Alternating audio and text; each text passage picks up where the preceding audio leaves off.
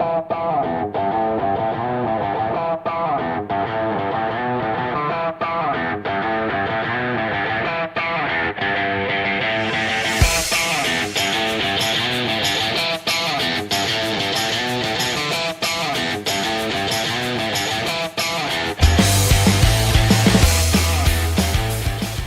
right, good morning, everybody. Welcome back to another week of trading with Bear Bull Traders, led by me and her. Well, where is she? She's that way. I got to point over there.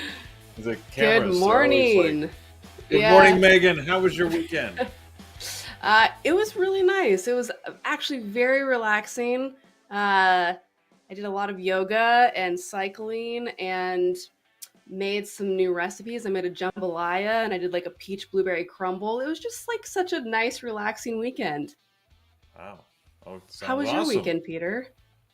It was busy. I did a lot of driving because we went to the son of a friend of my wife from high school. Anyways, we went to their wedding, and it was in a place called the Clearing. So it was out in the woods, and it was actually quite nice. It was, but yeah, so it was a long way away. But I got to see my daughter because she lived in the area. So nice. We drove all the way out there, went to the wedding, helped out, came back. That's it. All right. But we're trading this week, and we have a few things going on. A pretty quiet day today from a financial point of view. If I look at the economic calendar, don't really have that many economic events happening today. This morning, we did have the durable goods order number that came out. That one a little interesting in that the forecast was for a 4% growth in durable goods orders, and it came out at 9.9% was the actual number. So quite considerably higher than anticipated. Right now, when I'm looking at the markets, though, they don't really seem to be reacting too much to that. I'm not hugely surprised, I suppose, but it is a divergence. Later today, we do have two other sort of financial indicators that come out. The Atlanta Fed, what they call their GDP Now number comes out, and then the Dallas Fed releases their manufacturing business index. Neither one tend to have much market sway, right? They don't move the markets that much. And then there is an interview from Daily, the San Francisco Fed, later today, but. Yeah, pretty quiet, really. A quiet Monday. As we're heading out of the summer season, we're sort of past now the last earnings. We're heading into what is one of my favorite times of year. This summer was pretty good for trading. Usually the fall is when we get bigger volumes and a lot more excitement. Now, it's not going to happen right away. We probably have about 2 more weeks, right? This week and next week before we really get into that fall volume and things start to pick up again. But we can look forward to it and see if maybe we start to move. If you guys who are our elite members were in the chat room this morning and paying attention to Jared and Engineering the Markets, he's sort of outlining what we may be able to look forward to after the movement from last week. So be sure to join earlier if you want to understand Jared's perspective. That being said, today we will have, he'll give you sort of a summary, a brief synopsis of that at 10:30 live on YouTube. So we were lucky to have Jared as a special guest later this morning with us. All right. We are going to do what we usually do, which is look at the gappers list. It's a little late. Megan, can you turn the crank there? We need to get a few more things in the gappers list because there's not much happening. Yeah, I mean, there isn't a lot happening, but sometimes those are the better days for me because it gives me more time to actually focus like on just like a very few amount of things, and my attention isn't spread so thin. So I'm not mad at a low gappers list, and sometimes it's fun because you get a little bit more time to prepare. That's how I look at it. Glass half full, Peter. Glass half full here. Absolutely. Well, I like your point of view. That's awesome. Let's do that then. We're going to look at the few things that are here, see if they're worth adding to our watch list. If not, well, then we're going to be able to focus on the things that we want to, maybe our good old usual. I'm going to start at the top of this very light list. MRM here, MediRom Healthcare. Oh, look, it's Monday. We have more healthcare companies. It wouldn't be a Monday without some healthcare companies. These these guys, I guess they formed a business alliance, a capital business alliance with another company called NFES Technologies. I guess they agreed. The NFES technology company agreed to participate as their lead investor in a financing round, which would value the company at 9 billion yen, whatever that is in US. I have absolutely no idea. But whenever you say billion next to something, it's a lot. There's a lot of yens in this. Yeah, being that the current value of the company is only $12 million US, that's I don't know what the yen exchange is, but it sounds like a peso. Yeah, it's It 20 could be, cents. it could be, but yeah, I mean, All right. Anyways, I'm just putting up there on the screen. I notice that it's hard to borrow, and it looks like it's a low float. I see total float is no more than 4.8 million. Available float is probably less than that. So the fact that we've already traded over 9 million shares means we've already flipped over this float today. This is a low float, guys. This stock was less than $2.50 on Friday when we closed. It's now sitting at around 6 or 7, which means it's up like 200%. Be very careful. We've seen these, right? Every day we see a couple of these. If you like the risk, then by all means. Otherwise, like there was one. Oh, now I'm going to forget the name of it. There was one that last week where I looked at where it halted 20 times during the course of the day. You got to be careful with a stock that starts to halt. And if it halts 20 times, I think it was like 4 on the way up and 16 on the way down. Like this thing was just getting stopped. It was halted more than it traded over the course of the day. So be careful. But that's MRM. Probably not. Well, not probably. Something I won't look at. Maybe just for fun, but I'm not going to trade it. Won't put my money into it. UEC is on the list. We've seen this quite a few times. Uranium energy. I typically don't like it. It's up just over 2%, which is why it's on my list, though, on low volume today. Yeah, I can't imagine it's doing anything too interesting. yeah, Megan, no? I don't actually see any news on this today. I was doing a little digging, so I don't see anything All right. newsworthy for it. Then we can move on to the last one. Third and last on our list here. Varen, VRN. VRN is here. Well, actually, this is low volume. Anyways, low volume today. Not a low float. I mean, this is a $4.5 billion company with 600 million shares in the float, but I'm not liking. Look at how it looks pre-market. Like there's really very spotty price action. So I think we can eliminate this. You know what? It's the first. Pick whatever your favorite garbage can is, Brent. Let's garbage this bad boy. There we go. By the way, I hope Carlos is having a good vacation wherever he may be and not thinking about us at all, because that's usually the best vacation. So hopefully he's having fun out there. All right. From a gap up, I really didn't have much. There's a lot of red on my list this morning. The markets aren't doing that bad, Frank. Really, they are gapping down slightly. The Qs are slightly red. If I look at the SPY, it's slightly green, but we're really not doing much in the overall indices to help give me an indication of where the market's going to go. But a lot of the stuff, the Tesla, AMD, Apple, they're all red this morning. The only one that's green is actually Nvidia, and even that, when you look at it, it's green by 40 cents. So basically it's at Friday's close price. So pretty quiet on that front so far this morning, although Nvidia does have good volume. I just noticed that 6.5 million shares. It's always getting volume early these days. That's interesting. Anyways, that's why it's always on our list, right? Okay, let's go to the gap down. No, sorry, I should ask Megan. You have anything on the gap up that you're watching that you want to? Not off of this list, but one that did gap like a little bit in the after hours. They're not really up a lot right now, but GDC, we talked about them a little bit last week. It's a very, very low price stock, and the float is not super high on this either. But it was the one that put out they had announced that they were making a TikTok page. I believe it was them last week. But they announced over the weekend that they a program called Synkwave X. So they are basically the program, from what I understand, it creates AI driven videos from just from audio to video. I don't know. I didn't dig in too deep to that, but it sounds really fascinating. I mean, anything that says AI is obviously, something that ends up being crazy in the markets. But AI is wild, and all I saw was audio to video, and I just thought, can you imagine if someone just took the audio from this pre-market show and created an AI video of you and I with it? I mean, what would that look like? You know, I, would you I still be want to be bald? You Ryan think Reynolds. Can you you make me Ryan you want to be Ryan Reynolds? That's Reynolds? there's always good. It's always good to have a stretch goal. I don't know. Sure.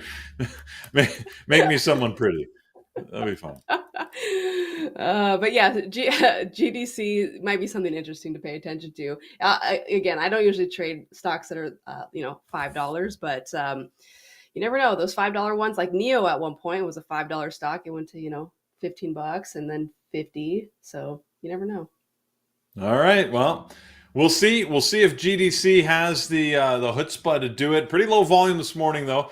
Only 260,000 shares, but as Megan said, it has been moving and with big volume the last few days. So yeah, it's quite possible. So all right. So there's one. There's a potential. We can at least watch it, set some levels, and pay attention to it over the course of today. Let's go to the gap down list. Again, only 3 on the list right now. PDD is at the top of the list. At least this one had some news. Yeah, they had earnings and they missed. So womp womp. That seems to be the thing here. So you never want to miss on earnings. It's just not good for you. They did, and as you pointed out, so they're dropping. You can see the big drop this morning after the earnings were released, trending downward. This is probably one of the last of the Chinese stocks. Last week we were watching Baba and JD and Baidu and some of those others. PDDs come out with their earnings this morning. Good volume though, almost 8 million shares traded so far this morning, down 18.5%. So I sort of like the way it's moving. At least there's one that's moving. So again, this can go on our list for today. We'll set some levels and we'll keep an eye upon it. So, all right. So there's one at least off of the list that we can use. Look at even something else dropped off my list. All right, FFIE. This we talked about this. Yeah, Friday was it? It was either Thursday or Friday that came out. Faraday Future Intelligent Electric. They're back on the list, but gapping down today compared to the upward movement looks like they had on Thursday, and then the gap up and move down on Friday. I assume this is just a third day hangover type play, Megan. Yeah, I don't really see anything new. I think it just they last week how they had announced their reverse stock split, and then yeah, and then I don't see anything else after that. Yeah, they had that announcement with their China partnership for this automotive bridge, as they were calling it, to bring Chinese models potentially to Canada. Or Canada to the U.S. The other country. Yeah, your So neighbor, your friend, yeah, like a good neighbor. The U.S. is the there. crazy people down south. We will. So we'll see. FFIE. I don't know. I mean, we're just under 500,000 shares. Not really big volume. If I look at the price action, it's okay, but a little spotty here. You can see we've got some good volume some minutes, no volume other minutes. So don't really love it. But we'll leave it here. Okay, we got things popping on and off the list here. I guess as they go. Over and under our criteria. WBD was one of the ones that I was going to look at. Not great volume, but I was curious that it was on the list this morning. They'd been talking about potential buyout, and I is that is that revised, or why is it on our list? Megan, any idea? Nothing new that I saw this morning. I think it's the same thing. So uh yeah, I don't see anything new as of like the past couple of days. All right. Well, it could be just random volume. I mean, it's still relatively low. Only 44 million shares. 44 million. Wow, that would be a lot. 44,000 shares traded so far this morning. So pretty late. I see a couple other things popping up on the list. I'm going to look at them, but I don't hold out a lot of hope. NBBK. Nope. ADTN. I feel like I'm just making up letters. Nope. Don't like that either. Okay. So nothing going You know, on there. there was one that popped up a second ago that we looked at a couple times last week, which was Rocket Lab. It popped up and then it left, so that might be something to take a look at. RKLB, I believe it is. RKLB. Yes, I was trying to remember the ticker. RKLB. All right. Yeah. Well, 183,000 shares traded. Still spotty price action. Let's look at the daily here. Well, it looks like they've been stuck in an inside range here for the last couple of days, but good opportunity for a break higher if we can get over this 720, 730 area. Yeah, I mean the daily chart doesn't look bad if it gets the volume. What I don't like is see the volume profile. Ever since Mm. mid last week, this volume has just been dropping and dropping off. So if that continues, we're going to get a relatively low volume day, and that won't be good for the price action. So, but yeah, if you see that volume coming in, if it starts to take off, there could be an opportunity in this. So this can go in the bucket with the GDC. It'll be only if we see the right price action, right? Would we be interested in? Yeah, there we go.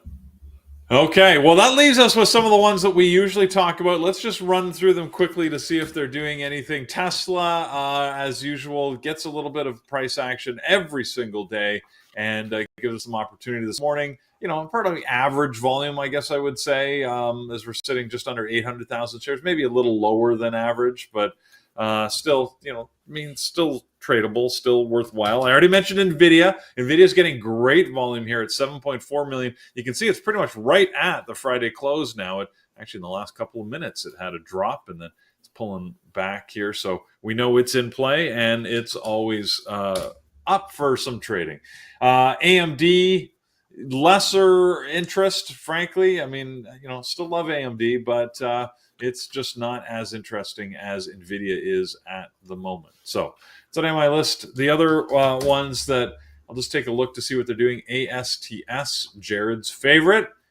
Not doing much today. It's actually sitting at the low end of this range that it came up and sort of selling off in this little flag pattern here. So we'll see what it does. On the daily, it's not looking like today is going to be an exciting day for it, but could be if it drops. It'd be unlikely for it to go higher up above this consolidation range. 3750 roughly would be the area I'd be looking for. If it breaks through that, then it might get over the high and then have some fun. But right now, it's not looking like it's likely.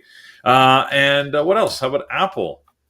Apple's not doing much so for this morning. Actually, very low volume for Apple this morning at just 250,000 shares traded, and it's pretty much right on Friday's close. Last week, we were looking at things like Meta, not doing much this morning. Google, also not doing much this morning. And Amazon, as expected, also very light volume, little price action. So pretty quiet morning out there so far. Let's go to what you guys are watching. Anyone on YouTube or in the room, tell me what you like, and we can call it up here. I see that Sudipta is watching Baba. Let's put this on the screen. Yeah, I was gonna say just like some sympathy plays maybe with PDD doing looking at Baba and JD possibly. Right. Well, PDD again does have the volume, so you gotta like that one. Bubba's fairly light this morning, just under 1 million shares traded. The price action is looking fairly decent as you see it all moving down here, pretty consistent trail down. It's funny every time I look at the daily on Bubba, I'm like, God, I hate that. Look, that is just awful. But because I guess being a Chinese stock and dual traded, it does that, right? It gaps a lot, so you can see like just Yeah, because the the daily, market opens hard to get an before us. indication of what it's going to do. Yeah. Yeah, the market opens before ours, so we end up having these gaps in our chart. But you know, Baba does have less than 1 million, just shy of 1 million shares, but JD's got 1.7 million right now. They might be a little bit more in play. So it does. So it does. Also looks very similar to the Bubba's chart right now. So yeah, you can pick any one of these if you want. Obviously, like we mentioned, PDD having the news, JD, Bubba also good options. So somebody's asking, Rod is asking about Bitcoin stocks. Well, let's take a look. What's Bitcoin price doing? We'll start there. Bitcoin price looks like it had a little bit of a drop over the weekend. We're sitting at $63,645 for a Bitcoin right now. And oh, sorry. No, I lied. I was looking at the short-term chart rather than the long-term. So what did it do? So what is today? The 26th. So on Friday it moved up. Over the weekend it was very quiet actually, just barely moving down. This morning it's not doing much. Let's look at the coin. A little bit of a drop in it today. Mara. Yeah, they're not doing all that much. Again, it's like most typical weeks with these, right? They get sort of the mild movement. If you like trading them, then by all means. Personally, I'll stick to the semis because they tend to offer better trading opportunity. But again, Coin and Mara are good options. I mean, Coin's the daily, right? It looks very positive here as it's been sort of slowly moving up. Again, it's sitting in an area now that it's past this gap that it could break higher, but right now that's not what it's looking like it's going to do. It's looking pretty weak, in fact, but we'll see what happens when the market opens. So put your favorite on your list. All right, how about out there on YouTube? What are you guys watching? Oh, you got a couple of different ones here. Kava. All right, let's take a look at this. I see Kava mentioned. Megan, was it you that was mentioning this last week? Somebody was talking about Kava last week. No, it was probably Jared. I know he messaged me this weekend to say, because I've been tending to take Fridays off a little bit more than than I used to, and I guess I never really did. I've been taking Fridays off unless I like from trading. So I've just been coming to my computer a little bit later and giving my West Coast brain a little bit of a break, and then working on other projects. Like right now, I'm working on a course. So I missed Friday trading anyway. So what Jared likes to do is he likes to message me on the weekends and say things like, "Ha ha ha, you missed a really great day," and he messaged me to say that I missed a fun gamma squeeze on Kava on Friday. And then lo and behold, he messaged the group to let everybody know that he was out buying new computer monitors. So clearly Jared had a good day on Kava and I was not there to participate. So I don't know what the news is on Kava. I haven't actually looked if there is any news. Maybe there is. But sometimes there's no news and a gamma squeeze just occurs. I guess the news is that Jared's trading it. That's what more news do you need? Yeah. But yeah, they did. Looks like they had a good quarter, and they've raised their guidance. So that was last week's news. So it makes sense, I guess, why they might have had a good day. Definitely a good move on Friday, as we can see here. If you look at Friday's chart, big sort of move upwards here. Here's the day Friday. A lot of this in the morning. So if you caught that would have been a good move. It doesn't necessarily mean it's going to move today. But it certainly had some good movement last week. So thank you for mentioning that on YouTube. What else are you guys talking about out there on YouTube? A couple other tickers. PSIX. That one doesn't sound familiar. Power Solutions Inc. Yeah, not loving that. Could be good if you like it. Roku. I don't know. I had an issue with Roku this weekend.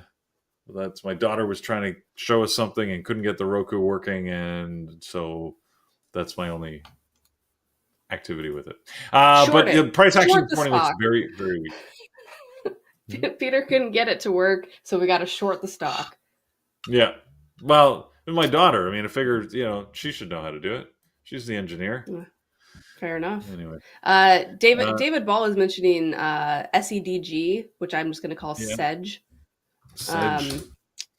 Solar Edge Technologies. It looks like their CEO stepped down, so they've got some ish news. Yeah, volume's fairly low. They're up 5. Yeah. Go ahead, Peter. I was just going to say they're up about 5, just over 5%, just under 200,000 shares. So light volume.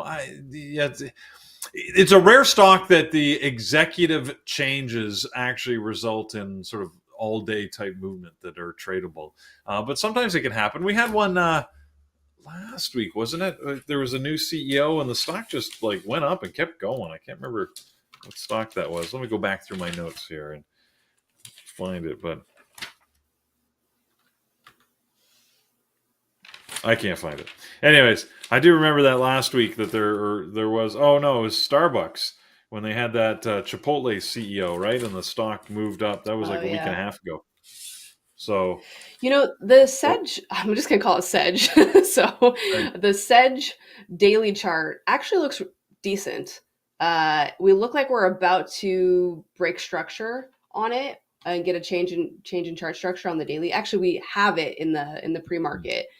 If it stays above the previous swing high on the daily at 30 30 and we hold that area at 30 30, we would have a change in chart structure here, which could get this going. It could be interesting. I don't know what's the volume on this right now.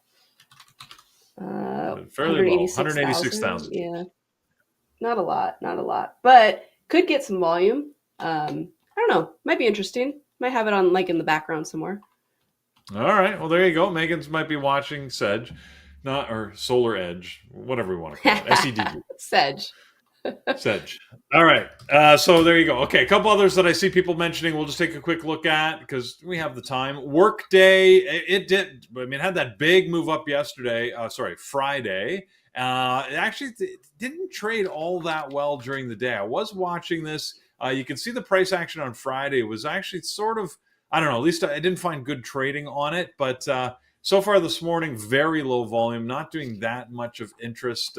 This could be a second day play because that gap was so big off of earnings last week. But I'm not confident that it's going to move. So that'll be to you. What else? PDD we've already talked about. So I see that. Starbucks, yes, thank you guys, and that's it. All right, those are the ones I see mentioned. So yeah, pretty light. I mean, you know what? It still gives us opportunities. Like I said, we're going to keep an eye on PDD. We're going to set some levels on GDC as well. I'll put those on my secondary. And since Megan likes it, we'll do SEDG, Sedge, so that we can keep an eye on the levels. All right. I think we should have everything updated on the website. So if we look at Megan, I'd love for you to tell us what's happening in the BBT community this week, because as always, we have a whole lot of stuff happening in this last week before Labor Day. I don't know. It's always amazed me. School starts early in the U.S. a lot because when I was a kid, Labor Day was always the big signal that summer's over. And Mm-hmm. because we always went back to school like the Tuesday or Wednesday after Labor Day. But schools start early, so I consider it the end of summer. I don't know if in the U.S. that's the same thing, but Labor Day is next Monday, and I just want everybody to know that the markets are closed on Monday, not today, obviously, but next Monday. So we'll have a short week next week. So this is the last full week of summer. Yeah, it is indeed. So Let's sad, take a but look at what we've also got. nice. Go forward, Megan. Yeah, let's so it's Monday, and every Monday we have the DOS Trader mentorship in the onboarding room with Brendan. So if you're new to trading on the DOS platform, that's definitely a place to go and get your questions answered. Also, I get emails often from people just asking that have actually been using DOS for a while, that are just asking questions on things that they can't figure out for the moment. Like maybe they want to add a new hotkey or whatever it might be, and this would be the time to do it. So definitely check out that in the onboarding room. That's at 12 p.m. Eastern. And then tonight we have onboarding. Carlos is obviously still on vacation, and we want to keep it that way this week for him. So I will be running onboarding this evening at 8 p.m. Eastern. So come hang out with me. I know one person who will be there, and that is Dwayne. And God bless Dwayne, because he has shown up. I just have to give him a shout out. This is a member of our community. He's been a member for like 2.5 years, and he shows up to onboarding, I think, every single Monday. And he's there and he's so helpful. Like he's helping answer questions while we're doing it. He's giving links while we're doing it. And he's just a member that loves the community and wants to help out. So shout out to Dwayne for always helping out with onboarding. He is amazing. So come join us tonight in onboarding. I will see you guys there at 8 p.m. after my 2.5 hour nap this afternoon from getting up at 3:45 in the morning. And then we are on to Tuesday, tomorrow. So we had to do a little switcheroo yesterday with our Tuesday session this week. Unfortunately, the person presenting tomorrow ended up getting sick. And so we have Eamon covering this week with a parabolic reversal trade book strategy. So for those of you that are interested in reversal strategies, Eamon is very good at reversals. This is one of his strategies that he teaches to his mentees. So definitely come check this out with Eamon this evening. This one is, on Tuesday. And it's going to be at 5 p.m. because Eamon lives in the other part of the world. And so he will be presenting at 5 p.m. instead of 8 p.m. Tomorrow. That is Tuesday. And then the following week, we have myself presenting on supply and demand zones. Where are the buyers and where are the sellers? So looking forward to that. I will be presenting from Montana when I give that one. So yeehaw, you will see me in my natural habitat, I guess you could call it. So I will see you guys for that one next week. Then on Wednesday, we have Mike, and he is presenting with Avi this Wednesday. So it is basically a fireside chat on trading mindset, and it is a great place to. It's just kind of like an open discussion about the trading journey of. It'll be Avi and Mike answering questions on their psychology and just literally when I say fireside chat, when I did this with Mike, he actually put a fire like in the background, and it was just like so great. And people just asked questions about psychology, and we talked through it. Obviously, Mike and Avi are both traders themselves, so they've been through a lot of the ups and downs that you guys have been through. It's a great place to go and answer questions and just get some insight on how they've worked through any struggles that they've had or any challenges that they've had. And that one will actually be at 11 a.m. So typically the psychology webinar on Wednesday is at 8 p.m. But this week it's going to be at 11 a.m. because Avi lives in Dubai. So we don't want to keep him up too late. So it'll be at 11 a.m. On Wednesday this week. Then next week we have the psychology webinar with Dr. Reed. This one is titled The Rain Man Factor, which I have no idea what that is exactly about, but that sounds very intriguing and very interesting. So obviously you should come to that because just for the title itself.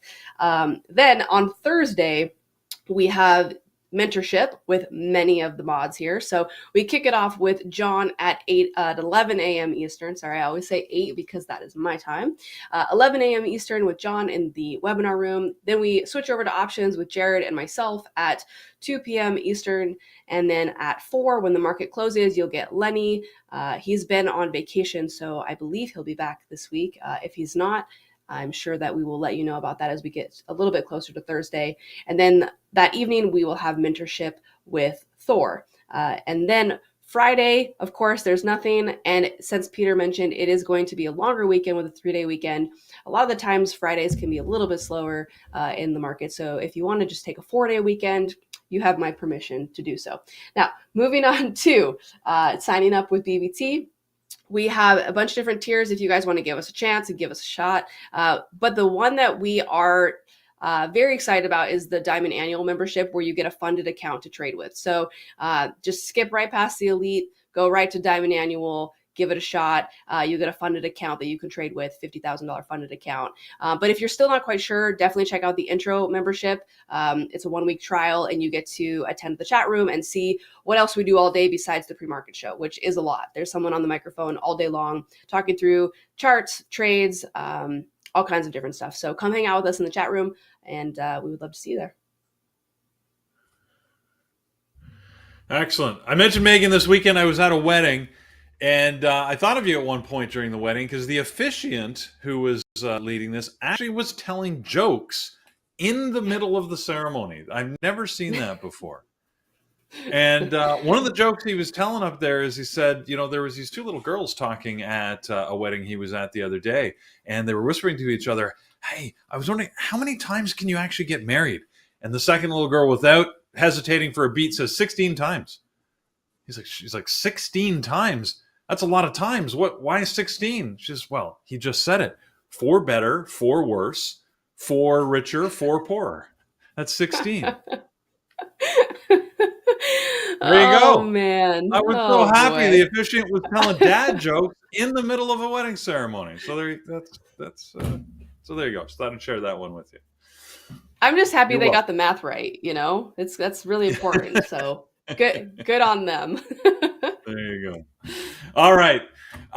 We are going to set some levels now, and we'll do it on a couple of things that we were looking at. I'm going to start with the usuals. We'll just take a quick look at them, and then we'll move into the unique ones for today. Starting with Tesla. I've got Tesla here. As always, I've got levels that are already set. They're still relevant, so I'm going to keep them. Tesla, I don't know. I mean, Friday, it traded inside range, right? So we had a bigger day on Thursday.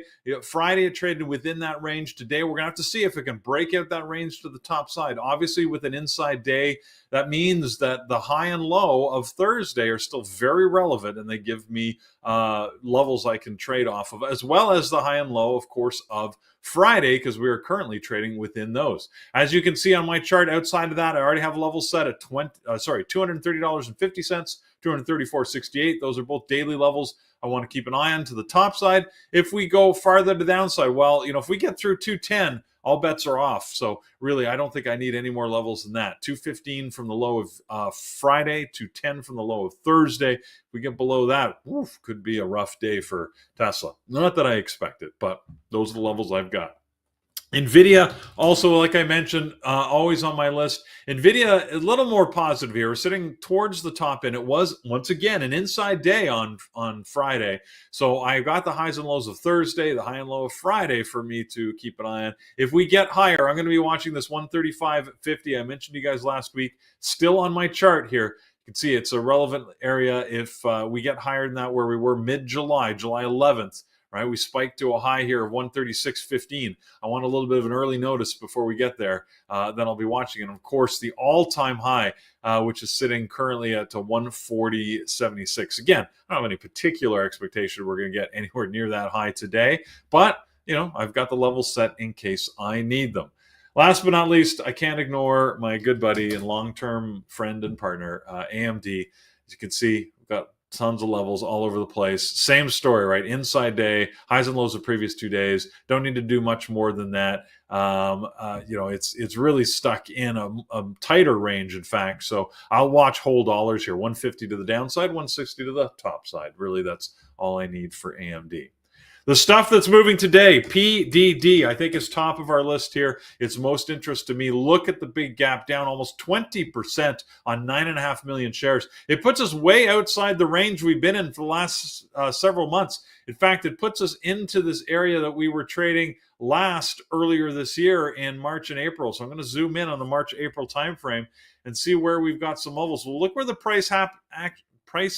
my goodness, I can't speak. Look where the price happens to be right now, right? It's an area that we had some support and we bounced off of, right, on a couple of days here in April. So I think that area is a place to watch, the 112.50 area that we're at. But being that we're running all over it right now, right, it could be that we'll sort of push through that before the open. If we get lower, then I'm going to be watching this 110.65 area.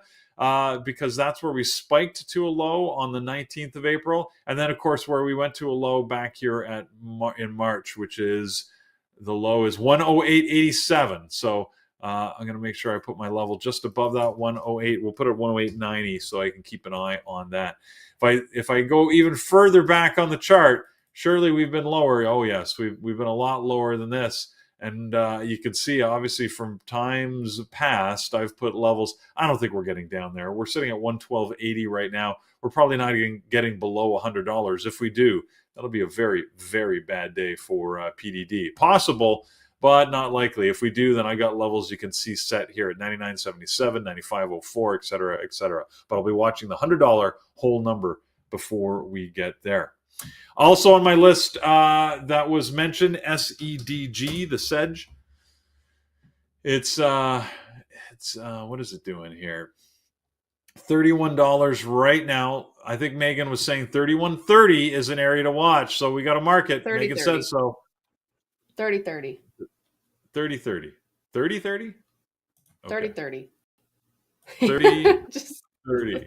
There we go. 30 I'm 30. going to put that at 30-30 as an area to watch. I like this area here where we spiked to a high 32.10. So just keep an eye on that. Notice that we spiked to a high here back in July. Same area where we had the gap, right? So that's an area where we would have gotten through and filled the gap. So if we get higher, 32.11 is an area that I want to keep a special eye on.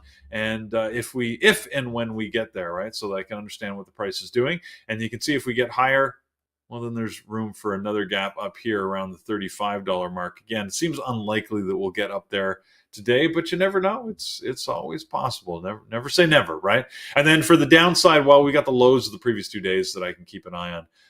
That are going to help me out on SEDG.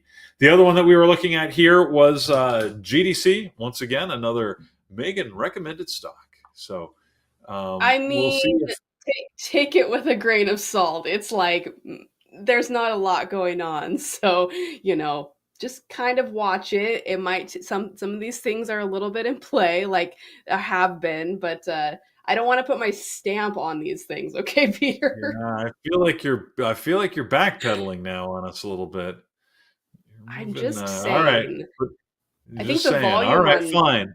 Yeah, GDC's volume is like, wasn't it like it's like 302. Okay, it's 300,000. getting a little bit better.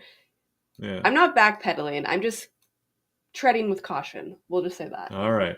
I notice it's not shortable. It's hard to borrow right now, so you can only trade it to the long side at the moment. But we'll see what it does. Megan's reason. It's reasonable what she's saying, right? Because again, we've had a couple of big days here. I mean, it's pretty easy for it to put in an inside day today compared to what we did Friday. Because look at that big range. I mean, we went from under 5 to over 12 on Friday. That's a pretty large range to play within, and we don't really have a lot of price indicators. Where's the price action over most of that movement? Well, it looks like it was mostly around the $7 mark. So you want to keep an eye on that. Notice the high of pre-market 664, which is right in that range where most of the volume sort of transacted. Interestingly, when I look at my this orange line reminder on my charts is what is the volume point of control. That shows me where most volume has traded based on how my chart is configured. You notice that is way down here at $3.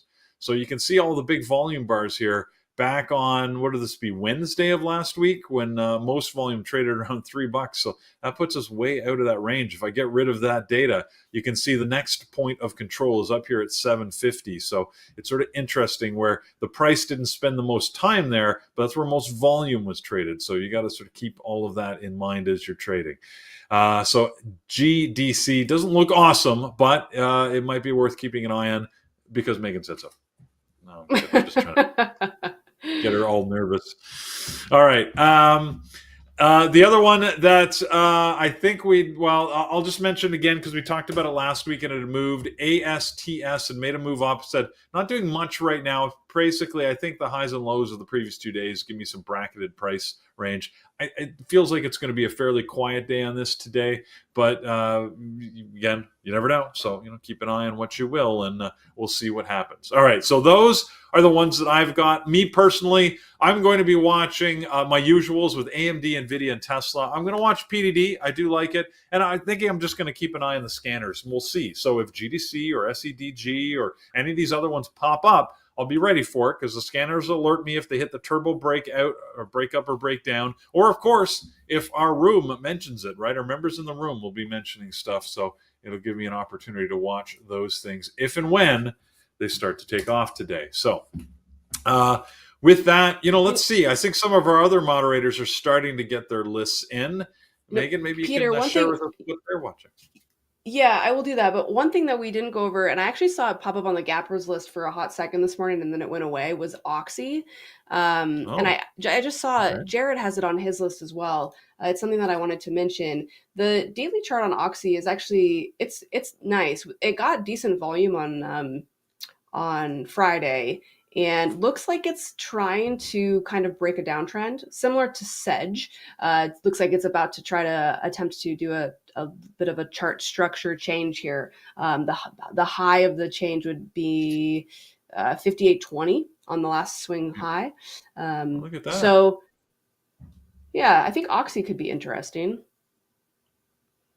Jared's like saying it. crude is up I just 3%. set a level So, there myself. Yeah, 58.20, and then to me 59.06 is another area because look, this is where it's hit resistance. You can see early August, and then you go back in the daily. Look at this exact same area where it got support back in June. So yeah, if this thing moves higher, yeah, we've got some levels to take a look at. And like you said, Megan, it looks like if it could change.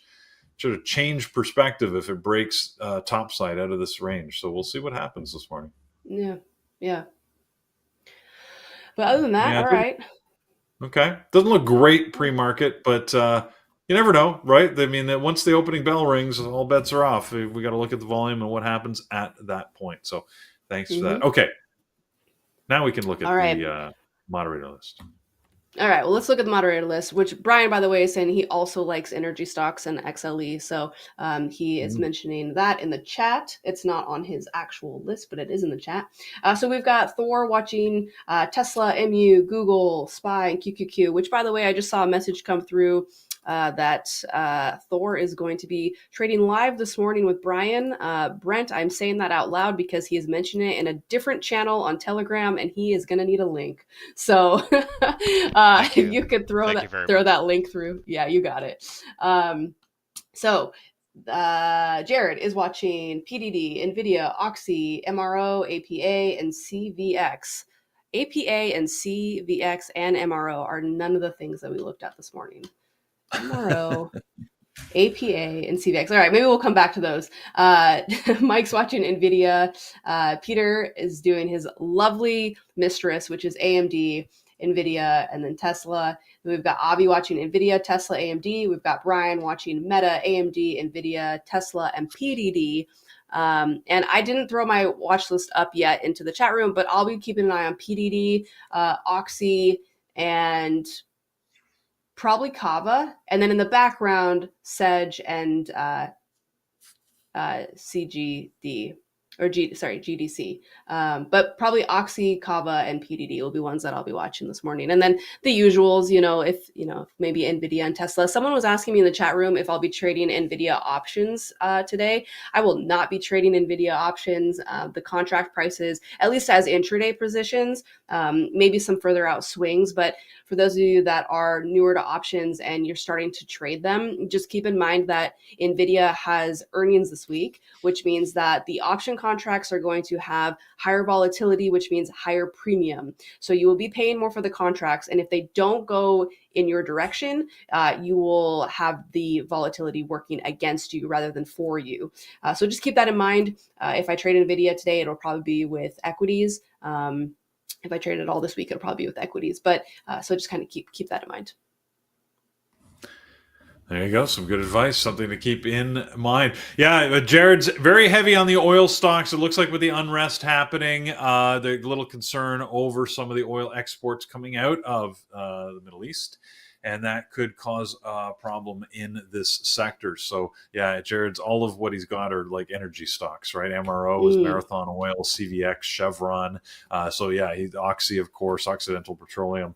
Going heavy in that sector. So we'll see if it happens. One of the things we talk about this all the time, right? You got to be very, very focused if you're trading news. So the oil stocks could give a great opportunity, but you never know when the news is actually going to hit and when the stock trades against it. Most likely, you'll see the stock move before you see the news, unless you're paying the big bucks for the immediate news feeds, right? Like a Bloomberg type station. News is good, but you're not the first one to see it, right? Those that are Wall Street and the deep pockets are always going to be seeing the news before you. So you'll often see the price action before you understand why it's moving. So just keep that in mind. I'm not saying don't trade it. Just be aware, right? You're playing that momentum that you're going to figure out why it's moving after it starts to move. And you got to make some trading decisions often without full information. I guess that's the life of a trader, right? We're always making decisions on partial information. But when you're trading news, right, it just gets exacerbated that much more if you're playing the immediate news cycle. So good luck if you choose that path today. I think we've got some good targets. And again, like Megan said earlier, I don't mind these days because it allows me to focus on the things that I like and see where we get opportunity. Like I mentioned earlier, 10:30 today, we do have Jared that's going to be coming live and giving you his perspective on the market. So he'll give you an update, right, on where he thinks that sector is going, I'm sure, when he gets here. Before that, we do have live trading, and it's going to be Brian and Thor today. Andrew is not trading this week. Why? Because he is getting sandy or muddy in the desert. I don't know if it's raining or sunny, but either way, he's out at Burning Man wearing his funky outfits and I don't know, dancing to EDM music 24/7. Doesn't sound like a good It's not, vacation I, to you know, me. on his Instagram page, he mentioned that the camp that he's in, they are Yeah. doing pancake breakfasts every morning, which, I mean, come on, like that's like the best ever. Like you're gonna dance all night, do God knows what, and then you're gonna wake up and you're gonna serve pancakes to a bunch of people. Like I mean, that's amazing. Good for him. I cannot picture Andrew actually serving the pancakes, but you know what? That's if he does, I want a photo. I want him in Yeah, an no, I apron. definitely just picture him in those glasses that he was wearing last week with like an Yeah. actual pancake just like in his hand, like walking around and like just eating it out of his hand. It feels like that is the accurate description of what's happening at that pancake party. I can't say you're not right. That's very very possible.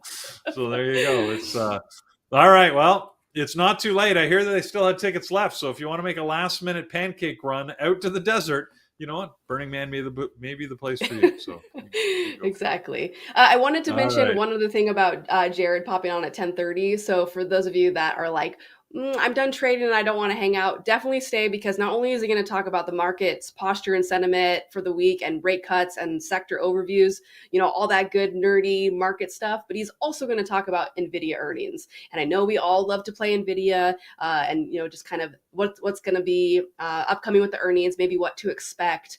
So definitely stick around for when Jared hops on today because he is going to cover some really, really great things today.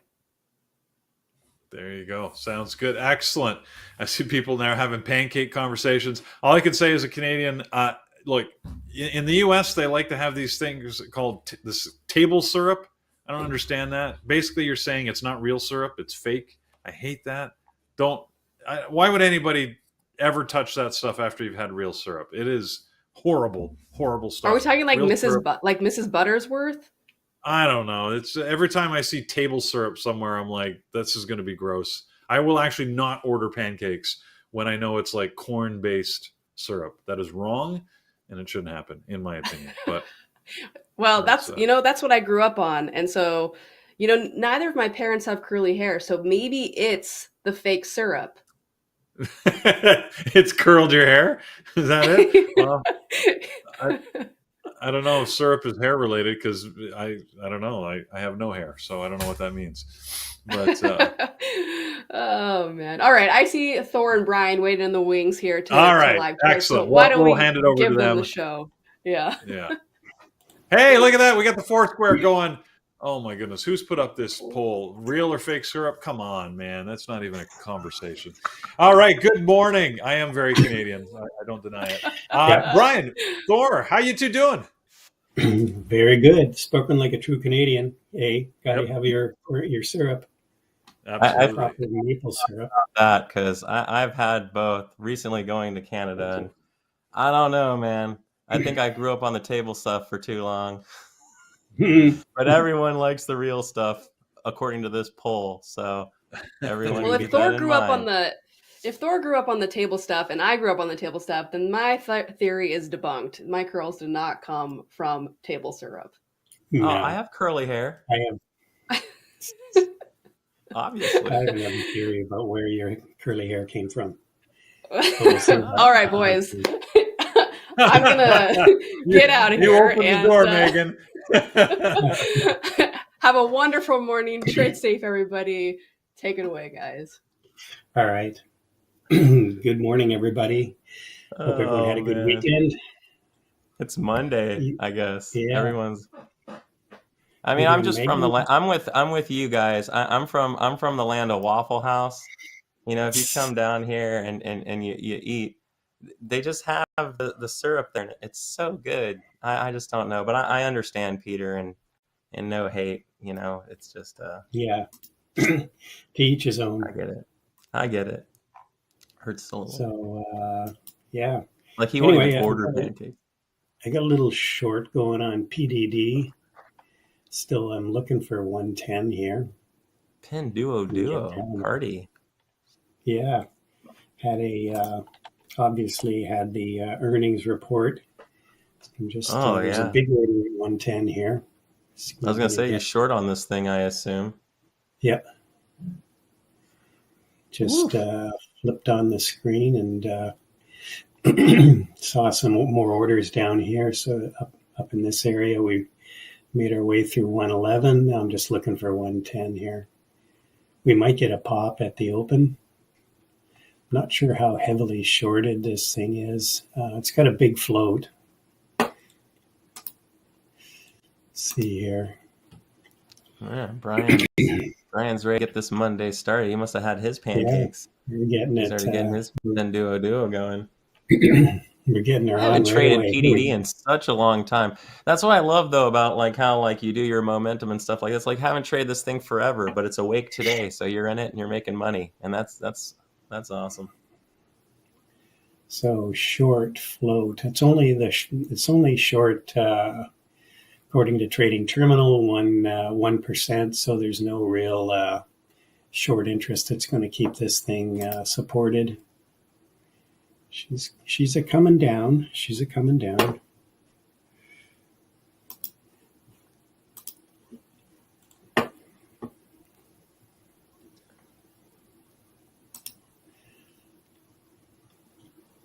Yeah, Wahid, how you doing, buddy? Good to see you over there in YouTube land. Yeah, can you believe that, man? PDD, he's hitting it like a boss, though. How's everybody doing over there in YouTube? Good to see everybody. Just so y'all know, we're having a little fun today. Andrew's getting his Burning Man on, so we have the obviously the Prophet of Profit here, and then we've got the B team on here for playing backup. You're welcome. But it's going to be a little bit of fun. So, we'll be having a little bit of some trading today and things out. Any questions y'all have, feel free to throw it in there. And we're going to watch Brian make some money. Mm-hmm. Here we go. 110.01. Just wait for a little bit of a drop more. It's the BT team. BT team. BT. Yeah, here we are. That's it. Covering some. Ooh, very nice.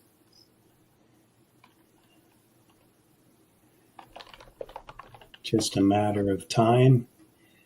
You can see these big levels of orders. Although it's linked up to the downside, so I'm getting out of the I'm all out now. Up out of the rest at 109.50 area.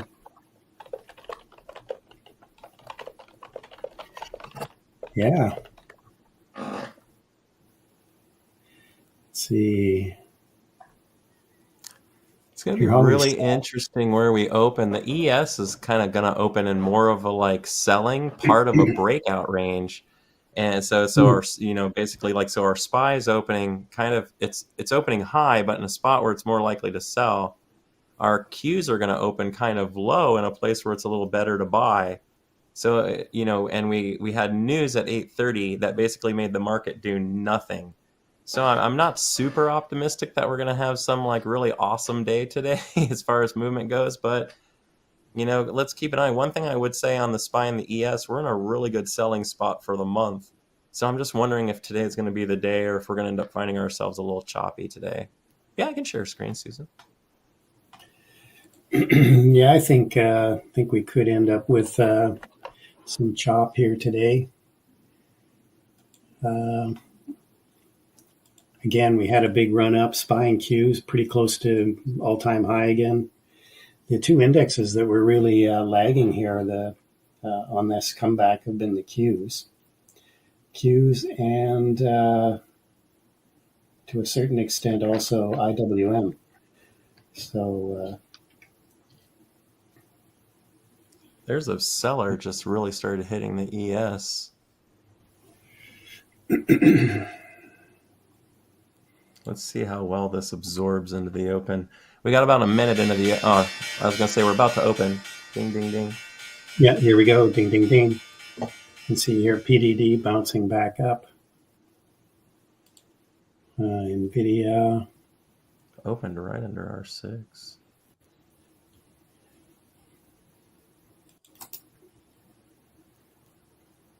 Q's selling off a bit.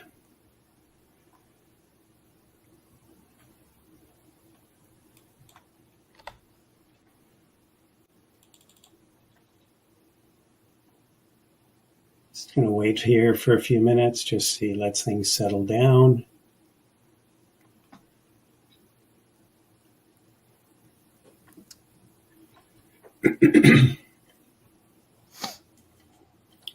Meta dropped a bit. AMD's popping up. But again, I'm not going to chase things around here. It's right at PDC right now. There goes PDD again, dropping.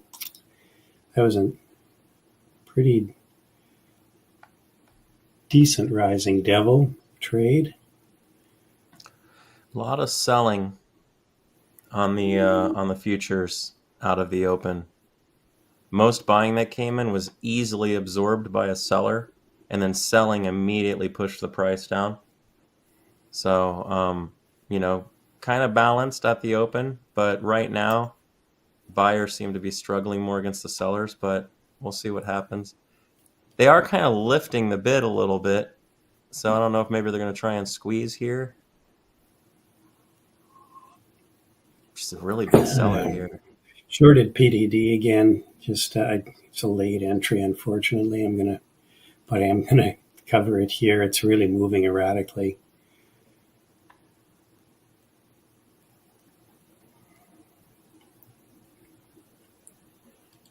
Yeah, I see. Nvidia is jumping all over the place. AMD is just wow. AMD really broke out here. Holy cow! Yeah, Google just took off too. Yeah. I missed my MU grab. I was watching MU at S4 to try and pick it up near $100, and it bounced right off of it. He's still having trouble. There we go. There's a good buy.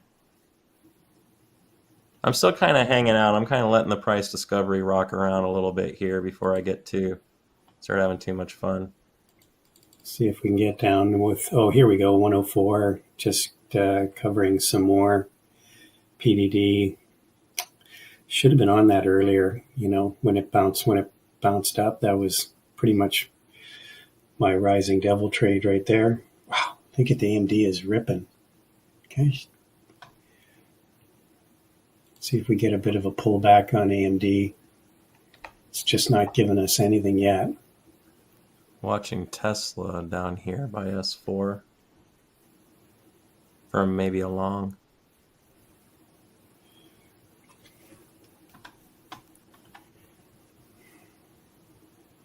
AMD is going to 158.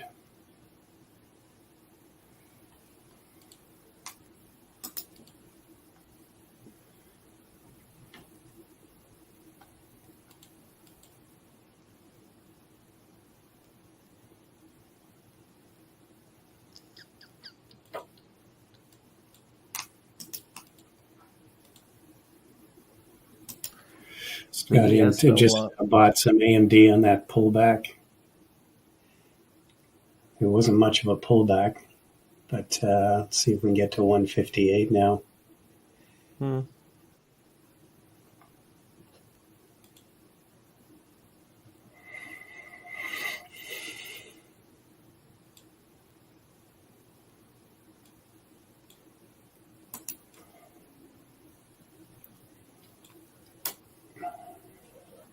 Here we go.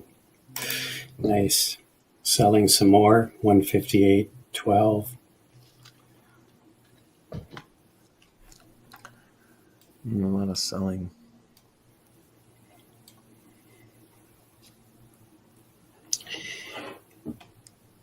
What did you hit, Gary?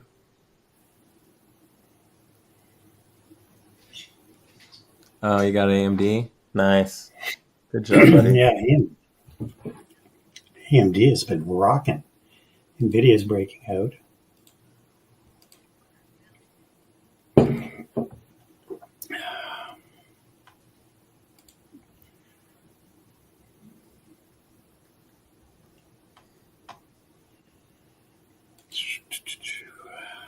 Okay, it looks like I just went short on the NQ futures, which is shorting QQQ.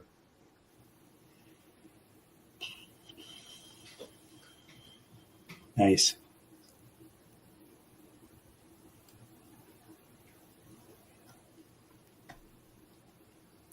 You can see here,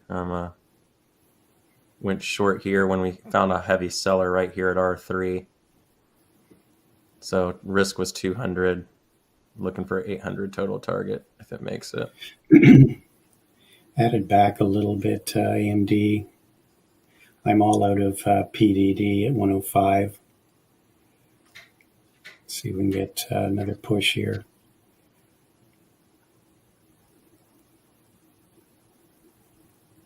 Squeezes will get out of it. Let that hang out for a second.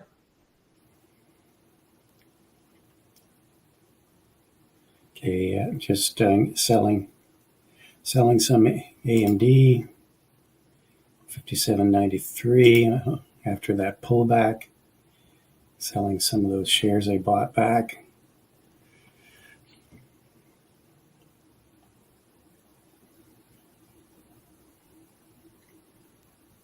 Yeah, some orders are showing up downside on AMD, so I'm just gonna, I think I'm gonna get out of the rest of it here. I'm out.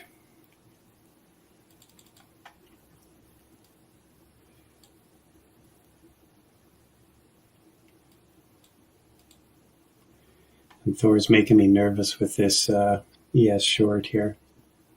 I just always, I just gotta get the little dip here so I can make a couple bucks. That way we both get to eat. Yeah, there you go.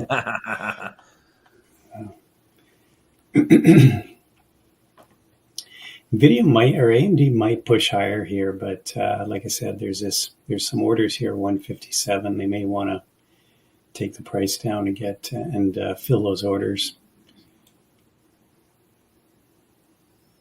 Could go either way here. That's why I decided just to get out of the rest of it. Qs are looks like they're on the. They're trying to break out here. Yeah, squeezed back up to this. We got a big seller sitting right here. They squeezed back up into it. That's less than ideal, but I was about to get long on Tesla here, but it's in the wrong range for me. So I'm just kind of hanging out, waiting for a really nice setup. But I'm still holding my my short position.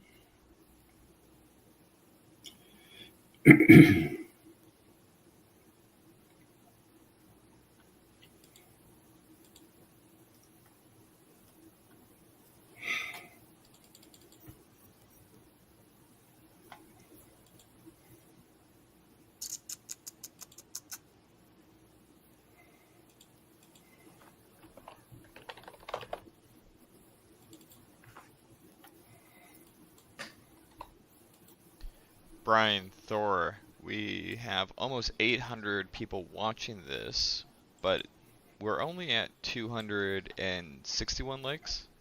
What? Oh boy. What? Yeah. Are you telling me you don't like Brian?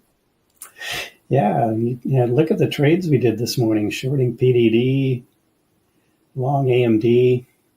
Oh my gosh, my feelings. I mean, I could understand why you wouldn't like me being on here. That's perfectly okay. Man. I can understand why that would happen. No way. Yeah, Brian, the prophet of profit, not liking for the prophet of profit after he traded PDD for you and made money, and he showed up with a shirt on today. He drank coffee for you today. Yes. I mean, it's like all of these things he does just for you, actually, and all. Got the muscle tee on today, just for Thor, because that's the way Thor. That's how we roll. Too. That's right. Especially when we're in Florida. So I just, I think that's really nice. Just saying, just love for Brian. Wow. Yeah, give us a few likes there. They're cheap and easy. I mean, because then what can happen if you really start to like love for Brian? We got to get authority to give away stuff when Andrew's not here. I really Yeah, I think guess, eh? I think our I don't know what the charming deal is. personalities and good looks Andrew alone won't do it. Andrew didn't give me any specific instructions on the laptop. How many I'm giving away? So maybe we'll give away that Tesla car while he's away, and then surprise him when he gets back. Oh, I like that. I mean, we could say anything we want. I mean, he's not even here to stop us. We There you are go. trading, by the way, JK. Just so you know, he was making money for you, and I already told you I got short on NQ a Wow. little bit. So we're hanging, but we were begging a little bit because believe it or not, there's really only one reason to do this whole YouTube thing. To put this information out there, and it's so that people hit that little button. So if you don't hit the button, Yes. and but if you want to hit the button in advance next time, then I won't have to ask for it, and I'm okay with that. So yeah, Nvidia is really breaking out here. And AMD is going to 158. There you go, back to high of day.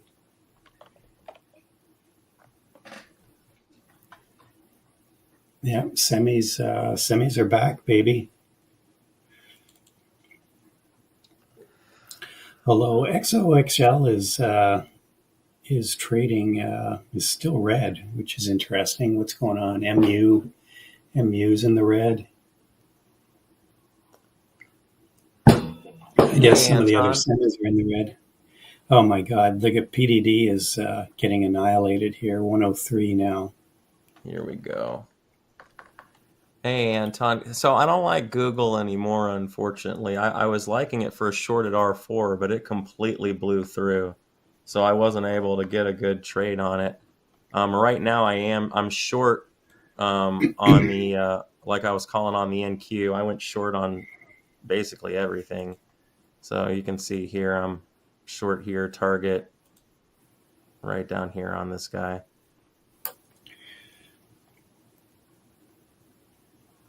All right, Nvidia's coming down to some areas of liquidity here, around 130.50 level. Probably maybe pick up some shares here. Some of the market makers are sitting. Could head lower, but the VWAP is in play now. Maybe VWAP 130.26. Got pretty close to that already. 130.42. If we hit the VWAP, I might take this. Long. So around the 130.30 level. Qs are rolling over here. There we go. SPY, your ES trade is working out. Yeah, we're doing all right here. I'm short on I'm short M&Q as well, so I'm right off the top where the Q's rolled over, so I'm in a pretty good spot here. Yeah, you're looking good. I'm not sure if I'll take this. Oh, maybe I might take this bounce on Nvidia. We'll see. See what happens. There's some big orders at 132, 130 also, I should say, not to be confused with 132.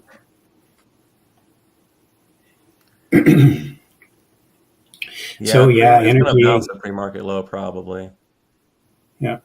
Let's see if it goes through. That's what I need it to go through to get to my target. My target's going to be down near 19,721. But the range should be good enough unless we buy here and go out. If we buy here and go out, then whatever. But I feel like we had a good chance to break out there, and we really didn't do anything with it. So I'm hoping we kind of rotate a little lower. This got long some Nvidia at 130.40. See if we can get a bounce here. A buyer.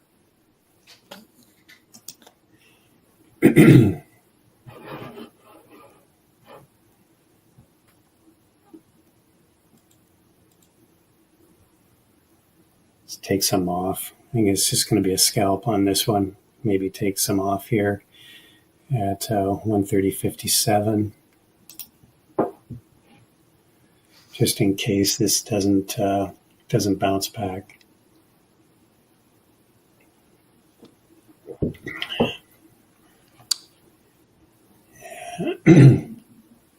Q still looking a little feeble here. I'm getting out of the rest of this. Flat on the rest. No, I think it might be heading lower. So there you go, Olive Garden. Olive Garden trade. If I can get this thing to hit target, we can. I'll buy. You can come visit me, and I'll take you. Man, AMD got that back to high of day, and then just the sellers took over. Yeah, see, that's why I was worried. Was that bounce was just a pause for the cause.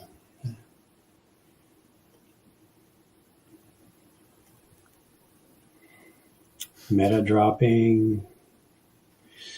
What are you looking for on QQQ and ES down to S3? All I need to do is get down basically to yesterday's low. That's all I really know. The low, not even like 2 days ago's low, like Sunday's low, because the futures are open a little on the weekend. Right, I don't need a lot out of this thing. Another, I just need 19,721. So that would be like Q's dropping to just like a little bit lower down to like 478, which should totally be doable. So fingers crossed. It's all up to the market now. I've done everything I can do. We set a little isolated pivot here in a rally. This thing could come off here and squeeze me out just as easily as it can hit this target from here. So I wish I was a little tighter on my entry so I would be at target right now, but I wanted to run it above the best seller, which was that 19,800 seller that I kind of spotted them in the pre-market. So once we wicked off of them and then pulled back, and we didn't really seem like we had any buying desire to go up through that order. That's why I shorted against it. So, but that put my target down here at 19,721. So unfortunately, money is money. So I got to hold, but we're doing all right.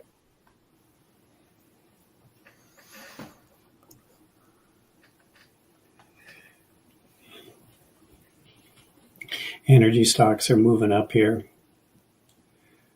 XLE.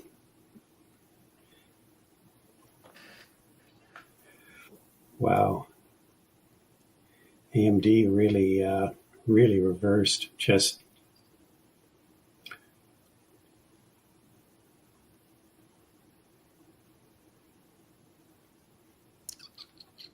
it's good selling. Yeah, AMD is selling. Nvidia dropping more. See, that's I figured that was going to happen.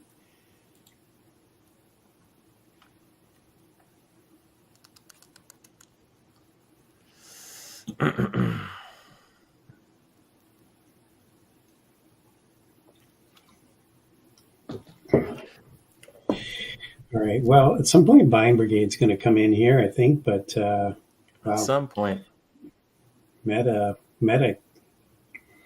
came down, hit S4.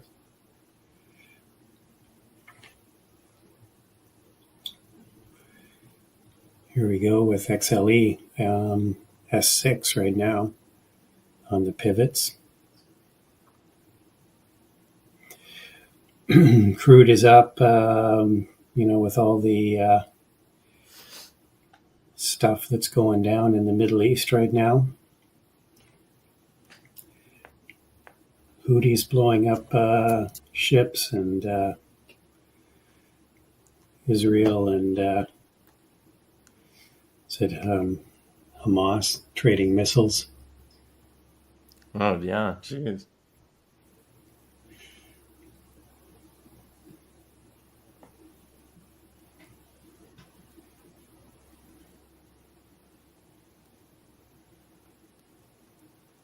What on earth? Look at this, people. Nice. No, look it literally just wicked me. and didn't fill me. You didn't get stopped out, did you? Oh, no, I'm great. I almost just hit my profit target by like 1 tick. Oh, okay. Silly thing bounced right off of it. Come on, it went through it. Fill. Yeah, there we go. Ha ha ha. Ooh, with some favorable slippage. Ooh, I like it. Very nice.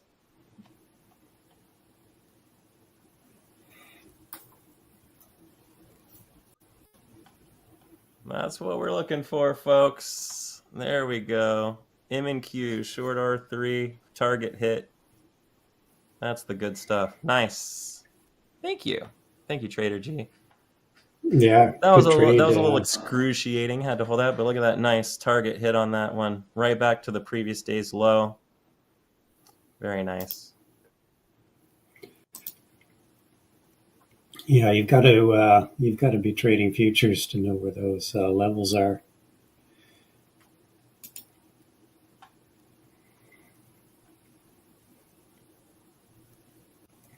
So that was that dotted line there at the bottom. That's where the yesterday's pre-market action was. Nice. Yeah, this is where yesterday's low was over the weekend. Look how Right. beautifully that came down and hit that, and now it's bouncing off of it. Futures open up at 6 p.m. Eastern time on Sunday. Great. That was great.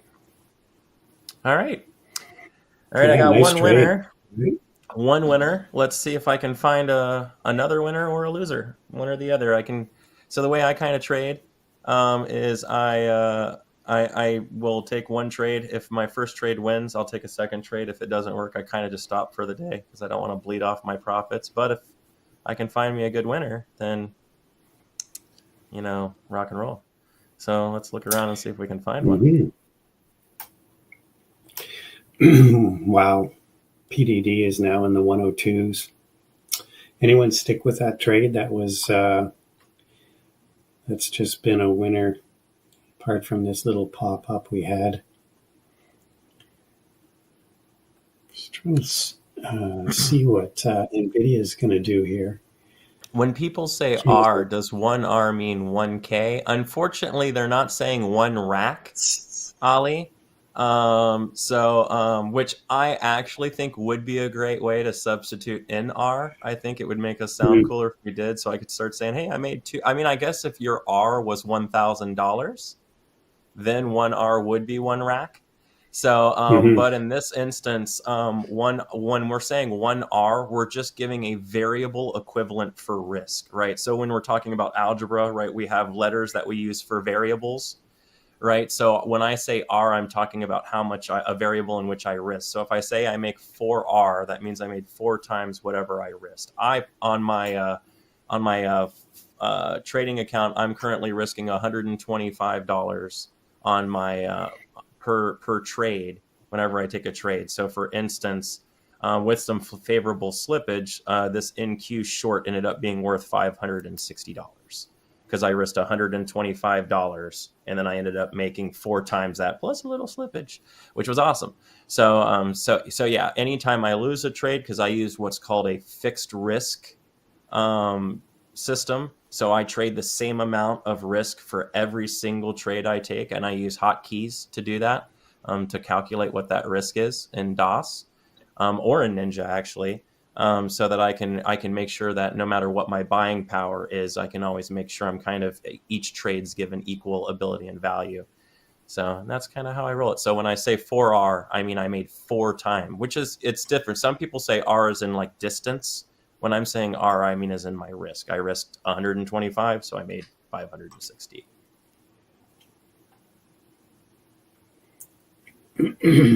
Professor Chaos in YouTube, real quick. Sorry, Brian.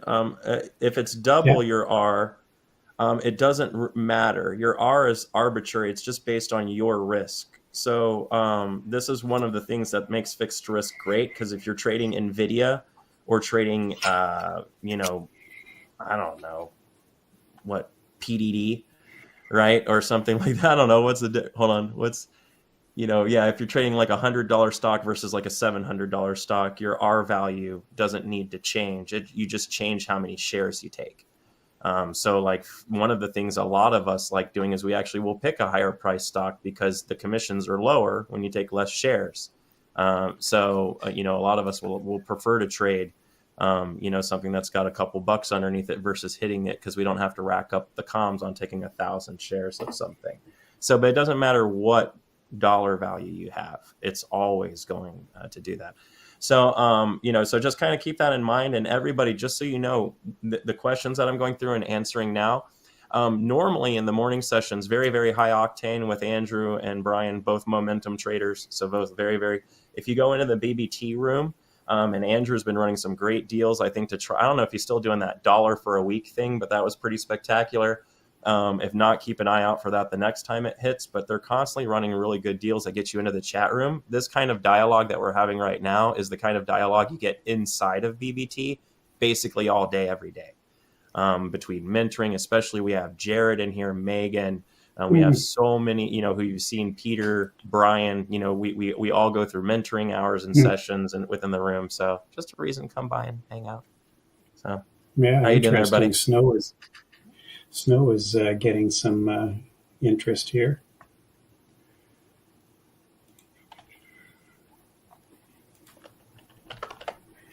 Got more selling on the AMD and Nvidia.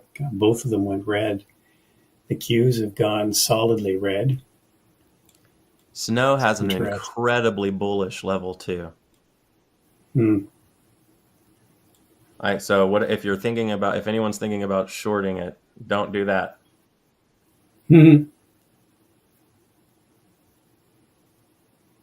Not that it couldn't become a short, but right now its order book doesn't have any buyers below the price at all.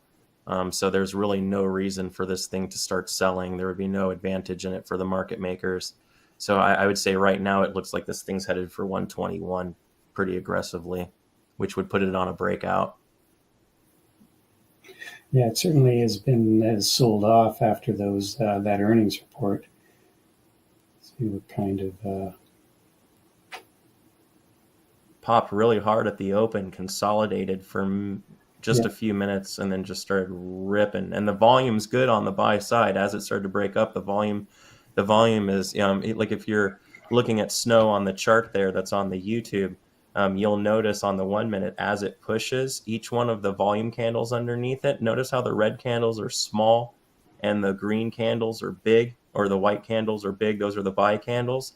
So you can see anytime this thing starts to sell, it rests. It's no volume. I'm not sure if we can show my chart for just a second, Brent. I don't have, obviously I won't show any trades, but I just want to show people what the order book looks like on YouTube, what the order book looks like on here. So everyone, you can look here on the side here. This is my book map here, and you can see what I mean. Look how there's no orders. We call this an order void. But notice if you look to the downside, there's really almost no orders coming in right now. This stock is very unlikely to sell off through such an empty book because, if it does go into here, it's going to be insanely volatile. So, but with all this buying coming in, it looks like they're trying to buy up right here. And since you have no orders underneath, we're not getting our buy the dippers in right now. We're not getting our shorts in right now. We need to start seeing some more orders coming in here. So anyway, just so you guys can see what that kind of thing looks like. So if you're looking for a reversal, you want to wait till this stalls out and you get a few orders to the downside, so this has something to run. Cool. Thank you, Brent. Yeah, cool. Good explanation.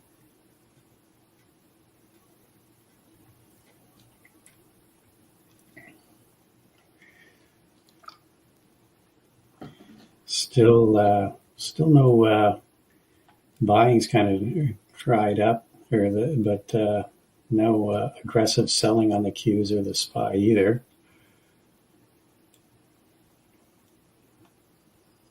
Q's still in the red. Wow, Nvidia, AMD's at the low of the pre-market now.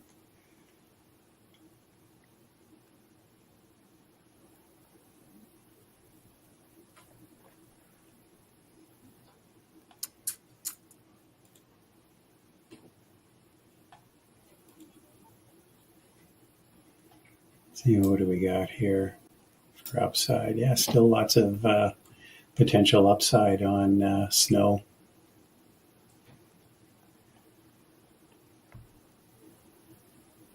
Hey Brian, are you on Instagram? I could be.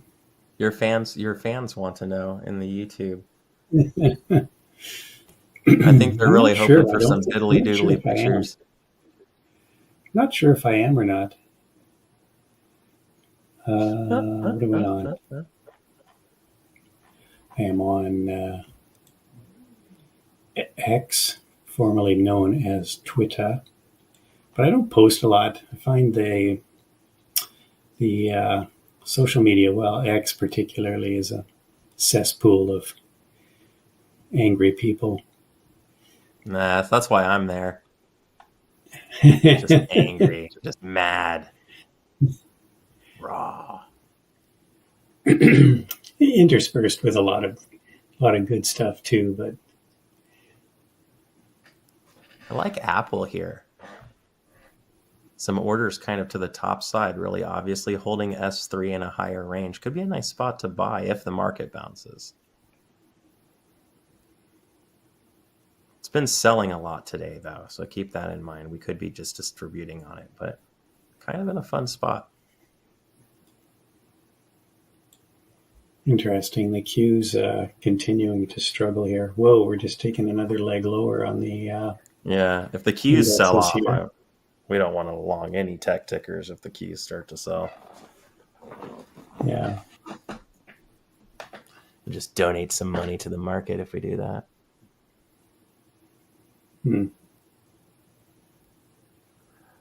Yeah, I've actually done some bookmap stuff in the BBT room for sure. A lot of my tape reading stuff that I do and VPA stuff, I put a lot of order book stuff in there. Volume and price analysis, especially, is more or less just observing the interaction between the market and the order book. You know what I mean? So I would actually say if there's anything that is my principal edge in trading, it is that I utilize a lot of volume and price analysis. But that paired with reading the order book, and then the cams really give me my where I look for certain things, my ranges and all that. So it's a pretty good time. And Thor does have a book out based on his trading style, volume and price. If you want to check that out.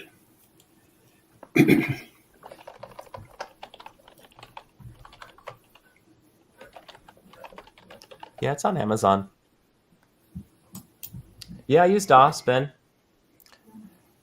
I actually am. We are like a little overkill on the trading on the platforms here these days on this computer. I actually use Ninja for trading futures, and I use DOS for trading futures and equities, and then I use TOS for almost all of my analytics because my bookmap comes in through TOS and my daily charts and stuff like that. So I'm just all over the place with this thing. I don't have an Instagram, by the way. I only have an X because that's where all the angry people are, just like me. I'll admit. So the reason why I don't is it was just too much to keep up with all the bots and all the copying and the people emailing me saying, "Hey, is this you?" trying to get me to sign up for some program. I was just like, man, I can't do this. So I just got the X. So, and it's just my name at Thor Young. So if you end up, getting talked to by somebody else, I don't ask for money or any of that stuff. I mean, I'll take it. You're more than welcome to send me all of it that you want. I'm just saying I won't ask you for it. But speaking of, anyway, it's a little after 10 o'clock, and I have an appointment I actually have to run to, unfortunately. So I'm gonna take off for the morning. Thank you, sir. Always a pleasure to trade. It's been awesome, as usual. Of course, we like to make a little money together. And don't forget, everybody, we're here for you. We're here to help, and we're here for likes. So don't forget to hit the thumbs up and all of that stuff. And, if you get lots of likes in there, Andrew's going to be gone all week. So if you guys like having me in and talking and trading with you guys in the mornings here on the YouTube, make sure you get those likes in there, and I'll come by and hang out some more this week. So I appreciate you all. I hope you have a great rest of your trading day, and keep it green. Thanks, brother. Great trading with you. Thank you, sir. Cheers. Yeah, good to trade with you. Good. That is a good reminder, though, for me. Just as Thor said, if one of us, if it looks like one of us is reaching out to you through social media, asking you for money, for services, or whatever, it is not us. I can assure you. Please do not respond to these people. Feel free to let us know. I always like to try to report people like that, but we will never reach out to you and ask you for money for services.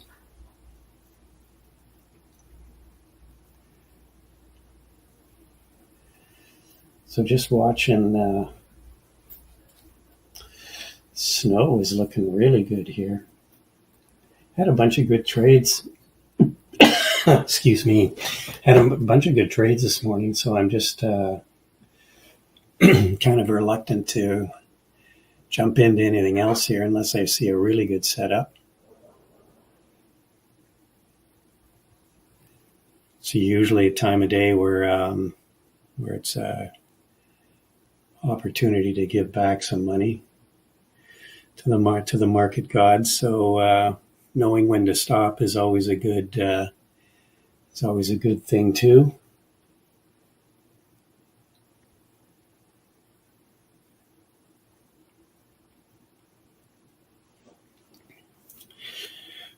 Very nice. Snow is really great. Power of the chat room too. Somebody pointed that out.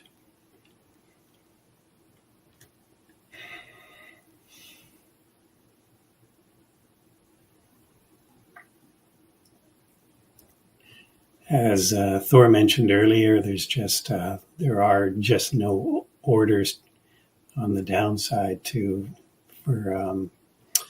so no of the big players are expecting snow to drop, at least at this point anyway. Wow. That is one interesting chart on AMD.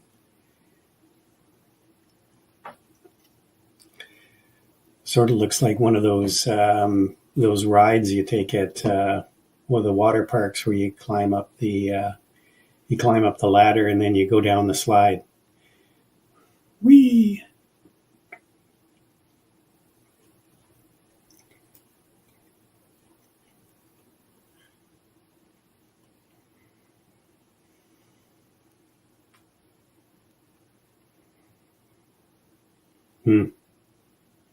New legs lower on Qs and SPY here.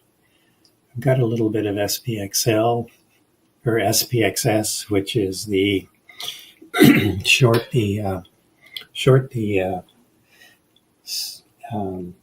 SPY. It's really not going to move much though.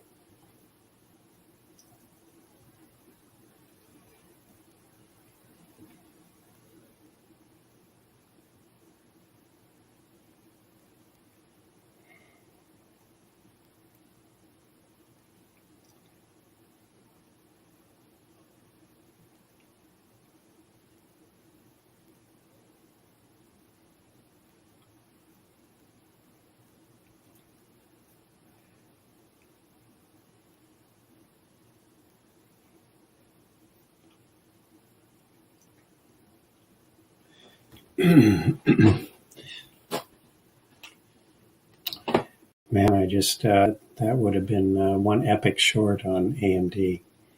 I just given the strength it had this morning, just didn't see that coming.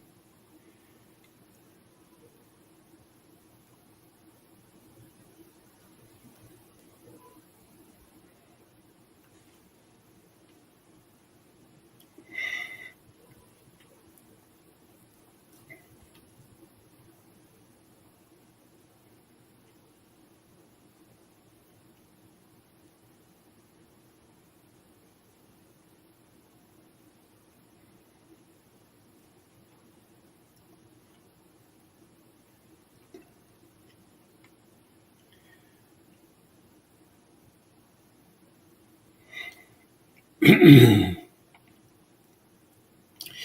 right, what do we got for trades here? Area. Oh, you got a nice run up on AMD, and you looks like you flipped your position. Nice. That was a great trade. One of our traders in the room.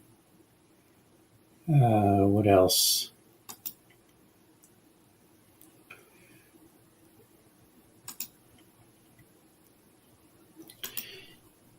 Eli trading Tesla on that breakdown. Nice.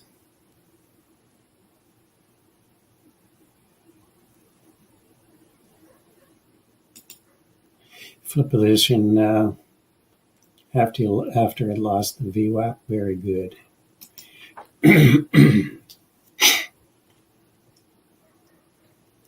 Yeah, SPY went red.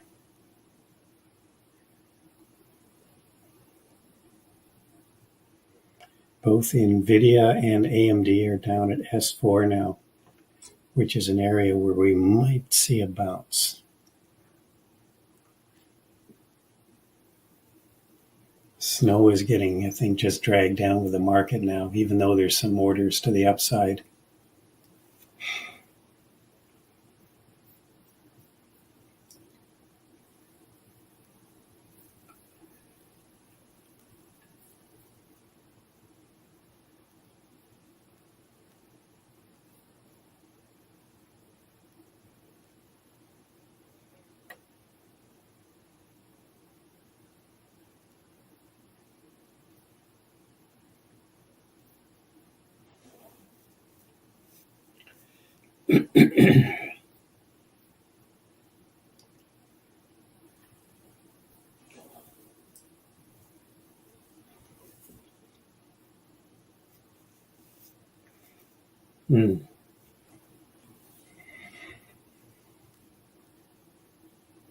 I think we bounce here.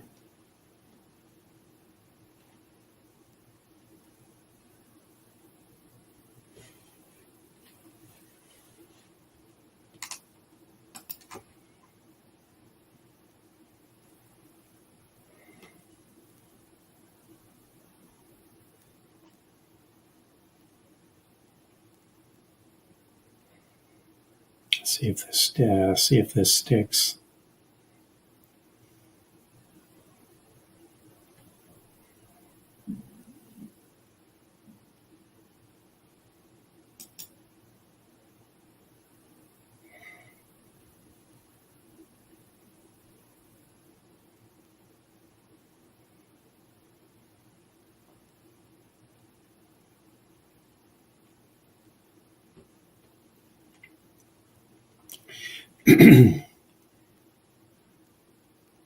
Just got along a little bit of Nvidia here, just to see if we can get some move back up. It was kind of late. I should have entered at S4, which was under 127.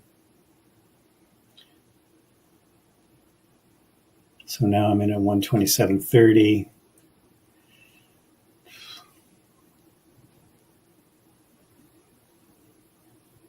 Yeah, I really should have taken that earlier. That's why I'm not in a big position here, but see if we can get a bounce. Back up to the VWAP would be really nice, but that's a long way from here.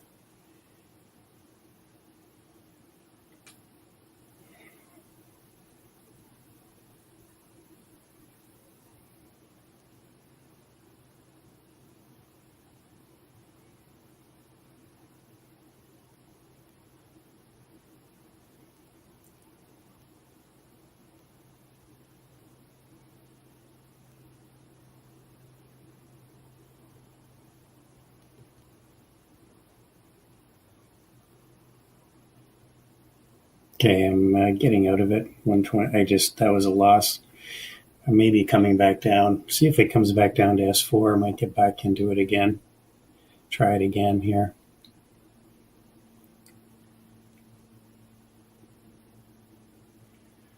Another leg lower on the Qs.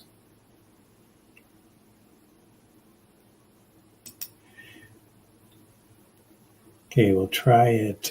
Try it again at 126.93.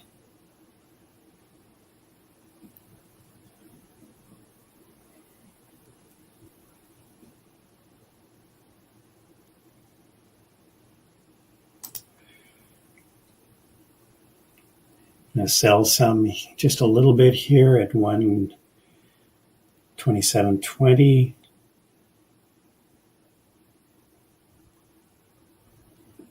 I'll see if that's a double bottom.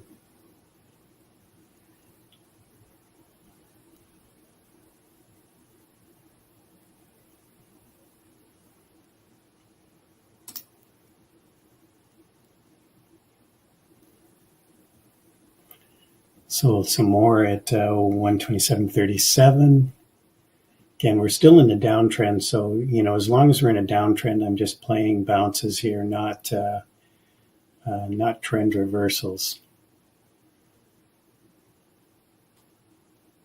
And the reason I know we're in a downtrend is we're below the 9 EMA on the 2-minute chart.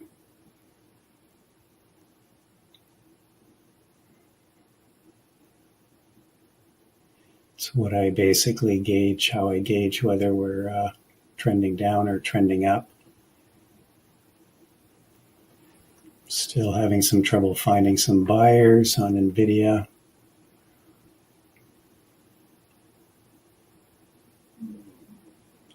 Come on.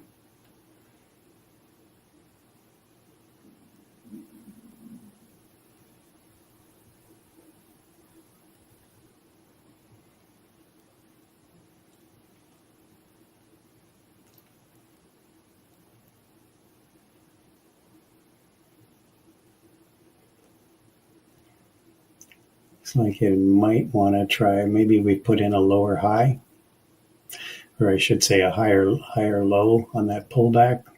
We didn't get quite down to the previous low, so it's sort of promising.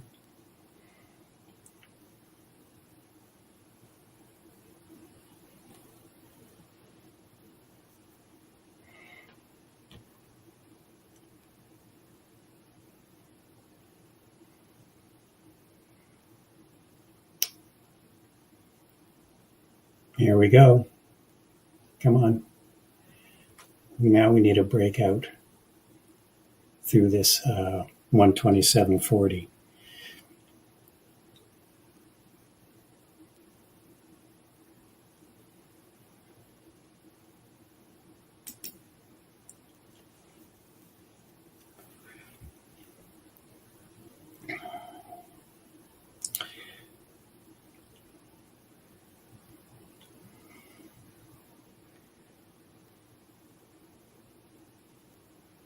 Nine EMA at 127.60.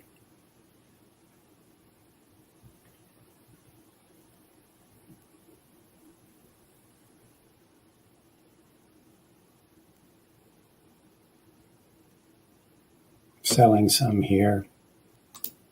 Just because we're at the 9 EMA, this is an area where it may reject.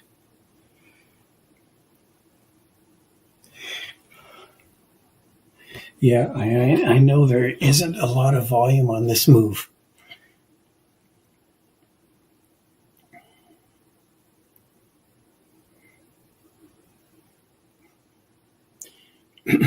Wow, look at that big rejection right at the 9 EMA. So fortunately, I'm mostly out of it. It's back to my break even on this second attempt. Still, that was an okay trade.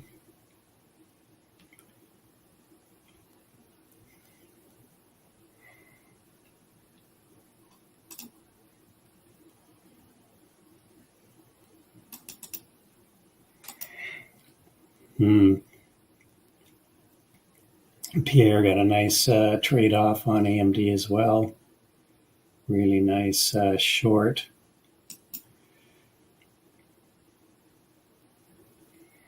Beauty. Yeah, Kava's on fire, eh? Wow. It's insane.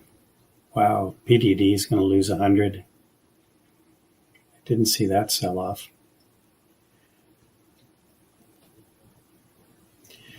Okay, there seems to be a buyer of Nvidia at 127. So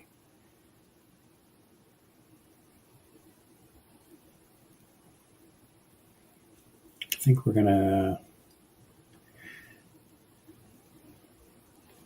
see where this goes.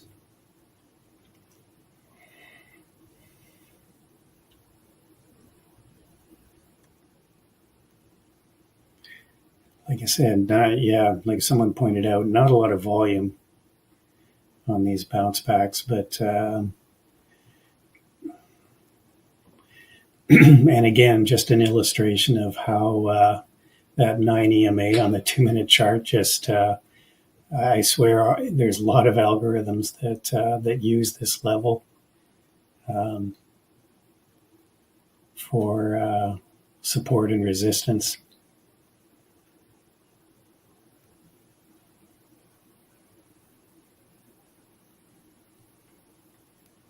Yeah, Kava's going to break out here.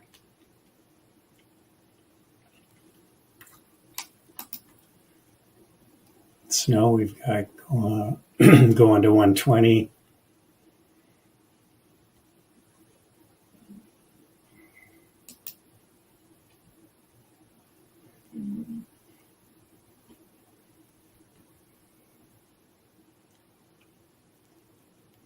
Some tech stuff's doing okay.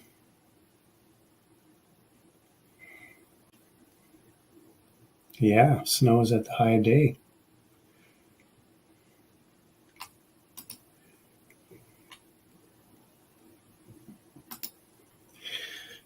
All right.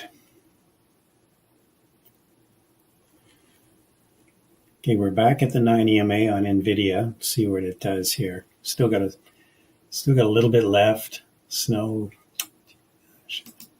See what Nvidia is going to do here. This is where we rejected before. Pretty close.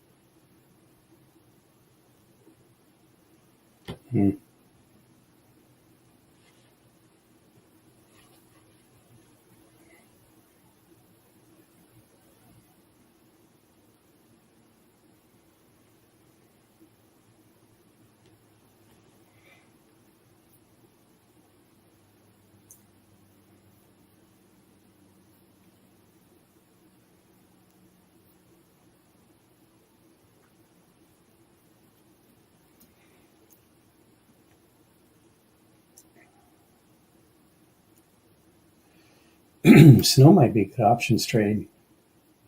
See for just risk reversal, which is selling some puts and then maybe buying some calls or buying a call vertical.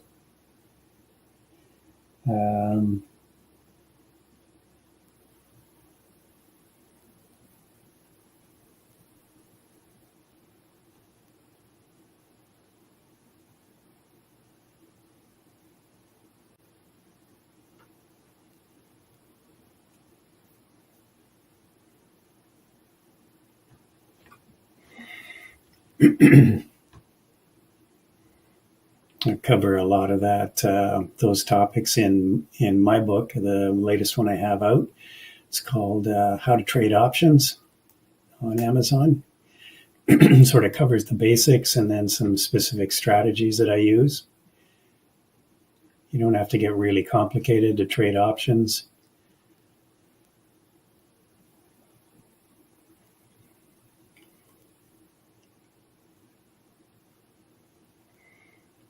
Okay, so we're still sitting here with Nvidia. It does look like it's trying to get through this 9 EMA. 127.50, there's a seller, but we've got a big order at 128. So that's kind of where I'm looking for the next level here to take some profits. 20 EMA is right at 128 as well. So if you know our 920 trades, we often get rejection at the 20 and next. If we get through the 9, which we are through now.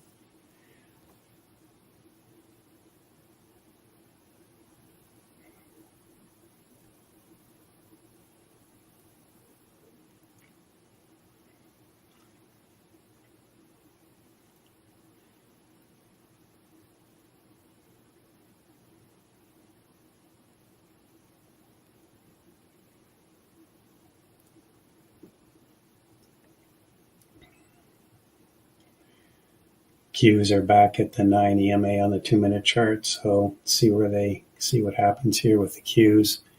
If we get some continuation buying, certainly got Nvidia helping out here.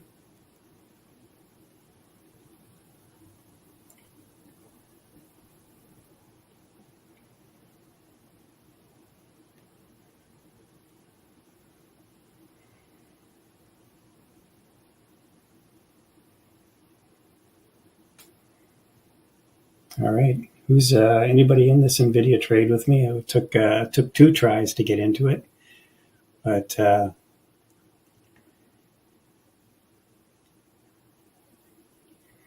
you just got to do that sometimes.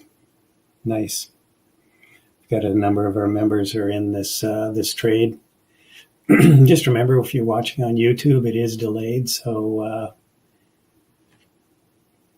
we don't in the BBT community, we don't encourage people to follow trades. We want them to make their own decisions, and that's why we have lots and lots of education and helping people build their trading books.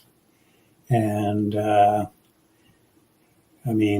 still doesn't mean you can't get ideas from people in the room. Snow was a great example of that. Got called out in the room. A number of people are trading it.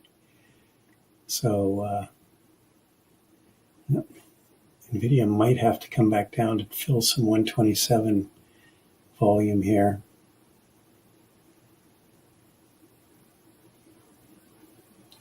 There's still some orders here, unfilled orders at 126.50 and 126. So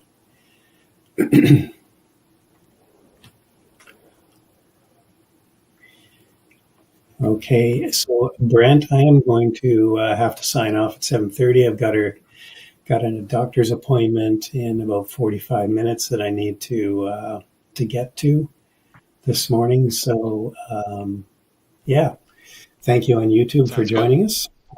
Give us, as always, give us the big thumbs up. We always appreciate that. And I'm not sure if anyone's going to jump on after in the room, but thanks everyone for joining us today. I am here. Can anyone hear me?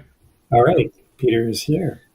Thank you, sir. Brian, that PDD trade off the open, it's killing me now. It's under 100. Oh, I know. I don't even want to look at it. I did not think it was going to go down there. Okay, I'm getting out of the rest of my Nvidia trade, so back at break even, but I just had a small amount left for that last move. So anyway, a good way to end the morning. So we'll catch everyone later. Peter, thanks for jumping on here. We'll talk to y'all later. Well, I'm here really just to help get this thing off the ground as we move to our next phase. Good morning, everybody. I hope you had a good day. You know what I'm going to do? In the chat room, I often do a poll to see how people are trading. I'm going to do an early morning poll. We don't normally, it's like a late afternoon thing. Let's see how it goes this morning. Oh, there's my alarm telling me that it's 10:30, so that's good. Let's send this poll out. We'll get this going. Answer the poll. It'll disappear off your screen. Lets me know how your morning is going. It looks like in the early going, about 40% of our traders are trading live and are green. 24% of you are red. Another 27% are in sim, red or green. And as usual, we have about a dozen, 12%. It's usually around 10 to 14% that are just watching, and that's fine. All right, we'll get that poll run for a couple minutes. The other thing that we're doing this morning is we have a special guest. It's 10:30, which is the time we bring on our special guest today. It is the J-Brad. Jared, oh my goodness, love the shirt. Welcome to Thank a you. flowery morning. How are you? Thank you very much. Appreciate it. Good morning. How's your day gone so far? A little tricky. Kind of bullish on the semis initially. Had to flip a few times. Energy stocks didn't do exactly what I wanted them to do, but I think I just chose a poor candidate. So had some difficulty off of that. Well, we're also waiting for like sort of more news on the sector, right? So it's news driven is a little tougher. Yeah, exactly.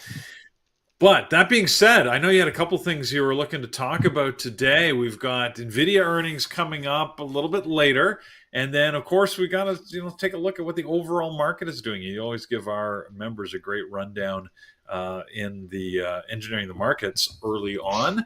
But how are you feeling now compared to what you saw before the market opened? About the same. Not much Okay. has changed. So, yeah, market overview. I think some of our discussions during engineering the market are coming to fruition. We kind of had what I would call an open-ended bias for the morning, but there was a couple problems that we noticed with regards to where the key indices were located. Our NASDAQ futures were trying to hold the balance support from last week, which is a kind of an important market profile concept. And as you can tell, didn't hold it well. So NASDAQ is definitely the bear right now as we see tech selling off. Thor kind of commented on this as well. The ES futures, or just the S&P as an aggregate, was trying to get out of balance, but it was bullish. So failure up here, especially with the NASDAQ being in its current location, that also meant the NASDAQ was, the ES was going to move back into, I'll just call it last week's ranges or last week's balance. And whether or not that's true all session, it's mostly just true right now. So, anytime we see selling legs or buying legs, we have to at least assume some sort of extension type of movement. Notably, I would say that it's not all indices because the Russell is holding up pretty well, even with all the selling we're seeing in tech. And even though I don't track the Dow futures much, but something like the Dow ETF, it's making a new all-time high. So we can't call this market bullish or bearish. We're calling it very rotational right now. There's a lot of divergence starting to show up once again as we move into the next couple of weeks. And I think that divergence is going to be highlighted by what sectors are performing well versus which ones are not. So that's what I'm seeing in the short term off of our morning session so far. Well, pretty consistent with what you were talking about this morning. Now, the other area that you sort of mentioned it, we're looking at oil stocks. You sort of put them on there. Watching Occidental Petroleum, Marathon Oil. What are the other ones that you had? Oh, you had Chevron. So you had a few that you were taking a look at, expecting, I assume, a little more news, right? There's a concern, of course, over supply limitations coming out of Libya with some of the, I'll just say, challenges that are happening in the region. What do you think? I mean, is it going to take sort of a big sort of new news for that to move? I think we're seeing enough movement today to call it trade worthy, but it's not in the tickers that I had listed. It's actually in the core XLE and oil and gas exploration stocks. You'll notice on my sector ETF breakdown here, which is just listing the S&P or the Spider ETFs and trying to get a sense of who's performing on the day. The two strongest names are XLE and then oil and gas exploration, so XOP. it doesn't mean that their candle is going to be bullish forever. You'll notice there's already topping tails, but they started on a morning surge. So I'm kind of looking at their location and maybe whether or not they fail up here. If they start fully rolling over, I think there might be rounded reversal potential here just because we're starting off on Monday and there doesn't seem to be enough support at these levels. So morning surges and then intraday possible rounded reversals if we break the open price. Well, I guess we'll keep an eye on that. I mean, right now we are seeing push to the downside. At least I'm watching Occidental Petroleum, and I see it pushing down. Are the others doing the same? Let's see, Marathon. Yeah, everything's towards the lows so far. But we don't have those key names. Like, XLE is one of those weird market weighted ETFs that you need Chevron and Exxon to be moving. Otherwise, there's not enough weight in the other names. But it doesn't mean that they won't intraday trade or have different sort of momentum. If we're talking about the whole sector, we need those to roll over. Right. Cool. The other area that I wanted to ask about was what your expectation is for rates. I mean, it's one of the things that we always watch, right? And we've got about, 3 weeks, I guess? September 18th is when the next rate decision is expected to come out. One of the things I watch is the Fed Watch tool just to see, because it gives you sort of an overall sentiment where people believe the rates are going to go. Expectation right now seems to be about 2/3, 67.5%, are sitting at a quarter point rate cut, and the other third, the 32.5 roughly, are sitting at a half a point rate cut. And that's been slowly moving, right? It was like 90% at a quarter point and the rest on a half a point. And then over the last couple of weeks, it's been moving more and more to the smaller rate cut. Right. Are you sitting in the majority, or do you have a different opinion on where you think the rates are going to go, or do you just not want to predict at all? I don't love predicting. I like using data, but what's important that you just highlighted is that we are getting a rate cut. So that's what we call fully priced in to the market. We're 100% going to see easing over the next FOMC meetings. That's the expectation. So I don't know. Yeah, I've been saying, and tell me if you agree, like if the Fed does something totally unexpected and says they're not cutting the rates, the market's going to lose its mind. Yeah, that day will probably either not trade or I'll just watch the damage. But in general, yes, in general, we're seeing fully priced in rate cut expectation for the next meeting. Because there's a difference between getting one rate cut versus two, and it's our first rate cut, which I find kind of interesting. I think that drives home the fact that the market is seeing bad economic data as one of the reasons for the Fed to accelerate its rate cut cycle. And all that means is the reasoning behind the rate cut at this moment compared to, let's say, earlier this year when it was just about getting into that cycle once again, the market kind of wanting the Fed to take action. Now we're looking at a market that's saying, does the Fed need to take action towards poor economic readings?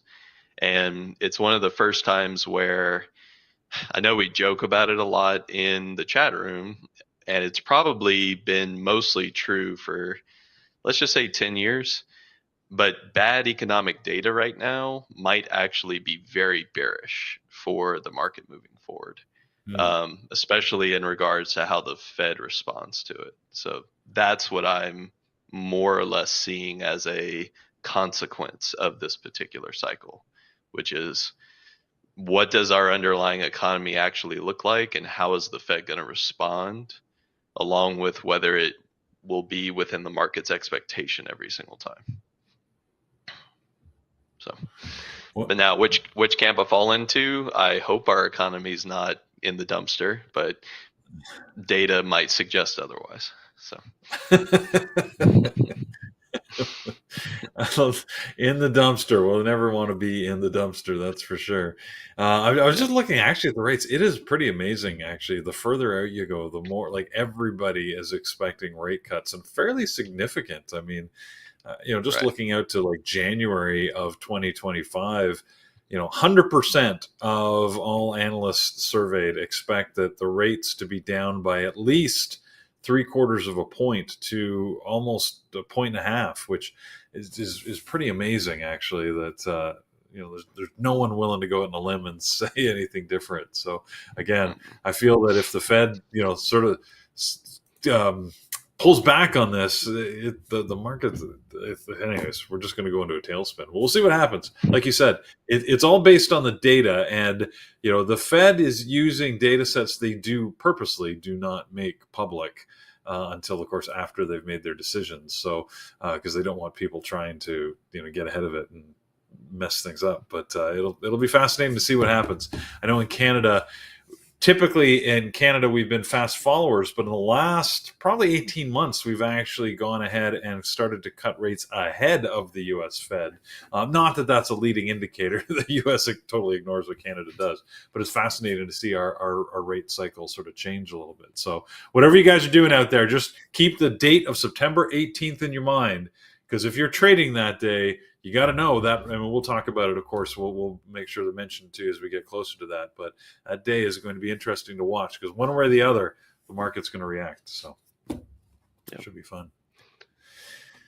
Nvidia, we sort of passed by that, but Nvidia's earnings are coming up. Obviously, where do they sit? They used to be like one of the like the biggest company. Are they sitting now? They're top three. Top three. They're top three, obviously, with yeah. Let's see, they're three. Well, officially, their market cap is over $3 trillion again. So, so that's good. As long as All we're right. above 120 a share, we're over 3 trillion. Right. So, and that's if our I line look in at the them sand. compared to, it looks like they're number two. Microsoft is slightly below them in market cap at current prices, with Apple still sitting in the top spot. So there's the 1, 2, 3, right? The 3 trillion club.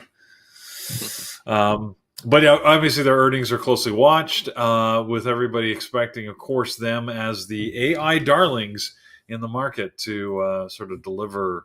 I don't know what's the expectation. Should I say outsized earnings? I don't know, but we'll find out after the close on Wednesday. Right. So far, if I look at earnings, they've been a little mixed. Right. Some of our semis have had good reports. Others have had sort of mediocre reports. Again, I hate to ask you for forecasts, but I'm going to do it anyways. What do you think? What do you think is going to happen? Hey, Or are we just that's going what to I'm sit here together for. and watch? I'm here to provide data. So data is king right now, and whether it be data we can derive from the markets or just trying to put a thesis together. If there's no data to back it up, it's all speculation and kite flying. So, all right. So let's look at Nvidia and talk through what I'm seeing. As far as earnings expectations, I like to look at the option market for this product because it is heavily option traded, especially at these levels. And the option trade somewhat dictates the initial reactions that we see. That's more of a market maker concept and desire. But over the following couple of days, we'll obviously see whether that's a follow through type of movement or if it just comes back in. I usually just like to think of things in terms of price ranges. So, what is NVIDIA's earnings price range? That would be the first question. And our price range right now is based on implied volatility for the options. So, as of this exact moment, I know NVIDIA just dropped $5 a share. So, prices are changing actively, but plus or minus 15 is kind of what we're looking at. Now, I don't expect NVIDIA to be much higher than these current prices leading into earnings. And therefore, a $125 product moving plus or minus $15 a share, that's about 7-8% of expected move, just up or down. And it also gives us our targets. So if we're talking a move to the upside from 125, that would be approximately 140. That's pretty much the all-time high for Nvidia. And then obviously follow through, we'd be looking maybe to 150.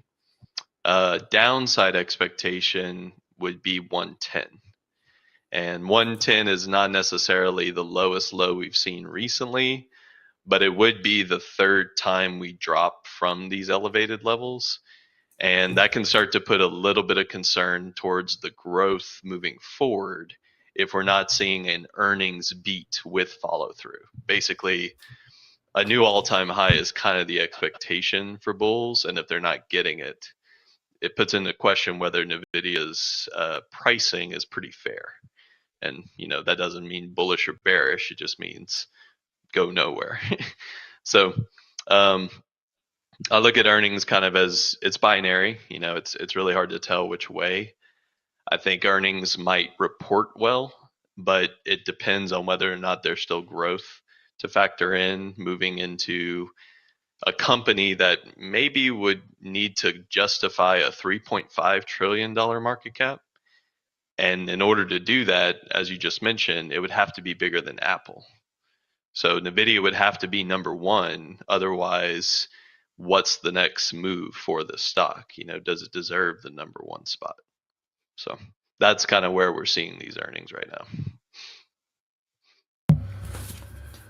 Always sticking to the facts. I love it. You're very cautious. Unlike if this is like a TV interview, they'd be like throwing crazy ass, I don't know, like numbers out all over the place, guesstimating. Mm-hmm. Like how you're like, I'm not doing it. You can ask me 100 times, not going to do it. What's great about these types of expectations is they're still conservative, which means they're normal. It's kind of like saying what would be normal for this stock to move. And if it's normal to expect that type of price range, then we're prepared. If it moves further, or if there's something really significant about the earnings that causes a bigger move, we'll be ready for that too. We just know where the breaking points are. And all-time high is obviously a breaking point for sellers. 110 isn't a breaking point for the recent buyers, but it calls into question why there's a drop on this particular earning. So it causes almost sentiment change at that time. So we'll be looking at both of those as we see the reaction and then obviously trade it the next day or two. We'll be looking forward to it. We'll see what happens. Again, earnings at the close on Wednesday. So we've got to wait until then to see what the actual numbers are. Until then, like you said, right? Watch the option chain. We'll see what's happening. All right, for everybody there on YouTube, thanks so much for sticking with us. Do you want to answer some questions? I don't know if we've got any. I should check and see if maybe on YouTube you guys have any questions for Jared. Let's see here. Nothing specifically towards my side, but a couple of questions right after Brian dropped. So we do trade stocks and options. Yeah. So the first question, are we trading options or stocks? It depends on the person. Some people are trading a little bit of both. Some people mostly stocks. Some people only options or only stocks. It really depends. People are trading futures. It's not a one stop kind of choice for the traders here. And then the only other question was, do we use tape reading now that we have Bookmap? That's kind of an excellent question. Some traders still leverage tape reading skills for active trading. Bookmap is really good for, let's say, holding on to a trade in progress, knowing that there's additional liquidity to kind of move towards. So combining the two would almost be the best of both worlds, because you get tape reading skills for accuracy, trade execution, maybe even interpreting the short-term setup. And then obviously the Bookmap side would be, what are they targeting? Like, how far is this leg going to go? And, do I have confidence that they will continue? And that's all I got. Cool. All right, everybody. Don't forget, hit the thumbs up if you haven't already on YouTube. We hugely appreciate it. Helps the growth of the channel and lets us know we're on the right path. If you've got feedback, we're always available. BearableTraders.com. His name is Jared. My name is Peter. You can email both of us. We'd be happy to get your questions and answer them. So feel free to send us notes if you want to do that. Otherwise, we will see you back here tomorrow. 8:30 is when we go live on YouTube. So we will see you tomorrow morning at that time with the pre-market show. And if you want to see even more, Jared's live with Engineering the Market starting at 8. So you'd have to be a member. Feel free to join and you can watch him even more. All right. Jared, thanks so much for joining me. Thank you, Peter. Appreciate it. And we'll see everybody tomorrow. Take care, everyone. Trade smart.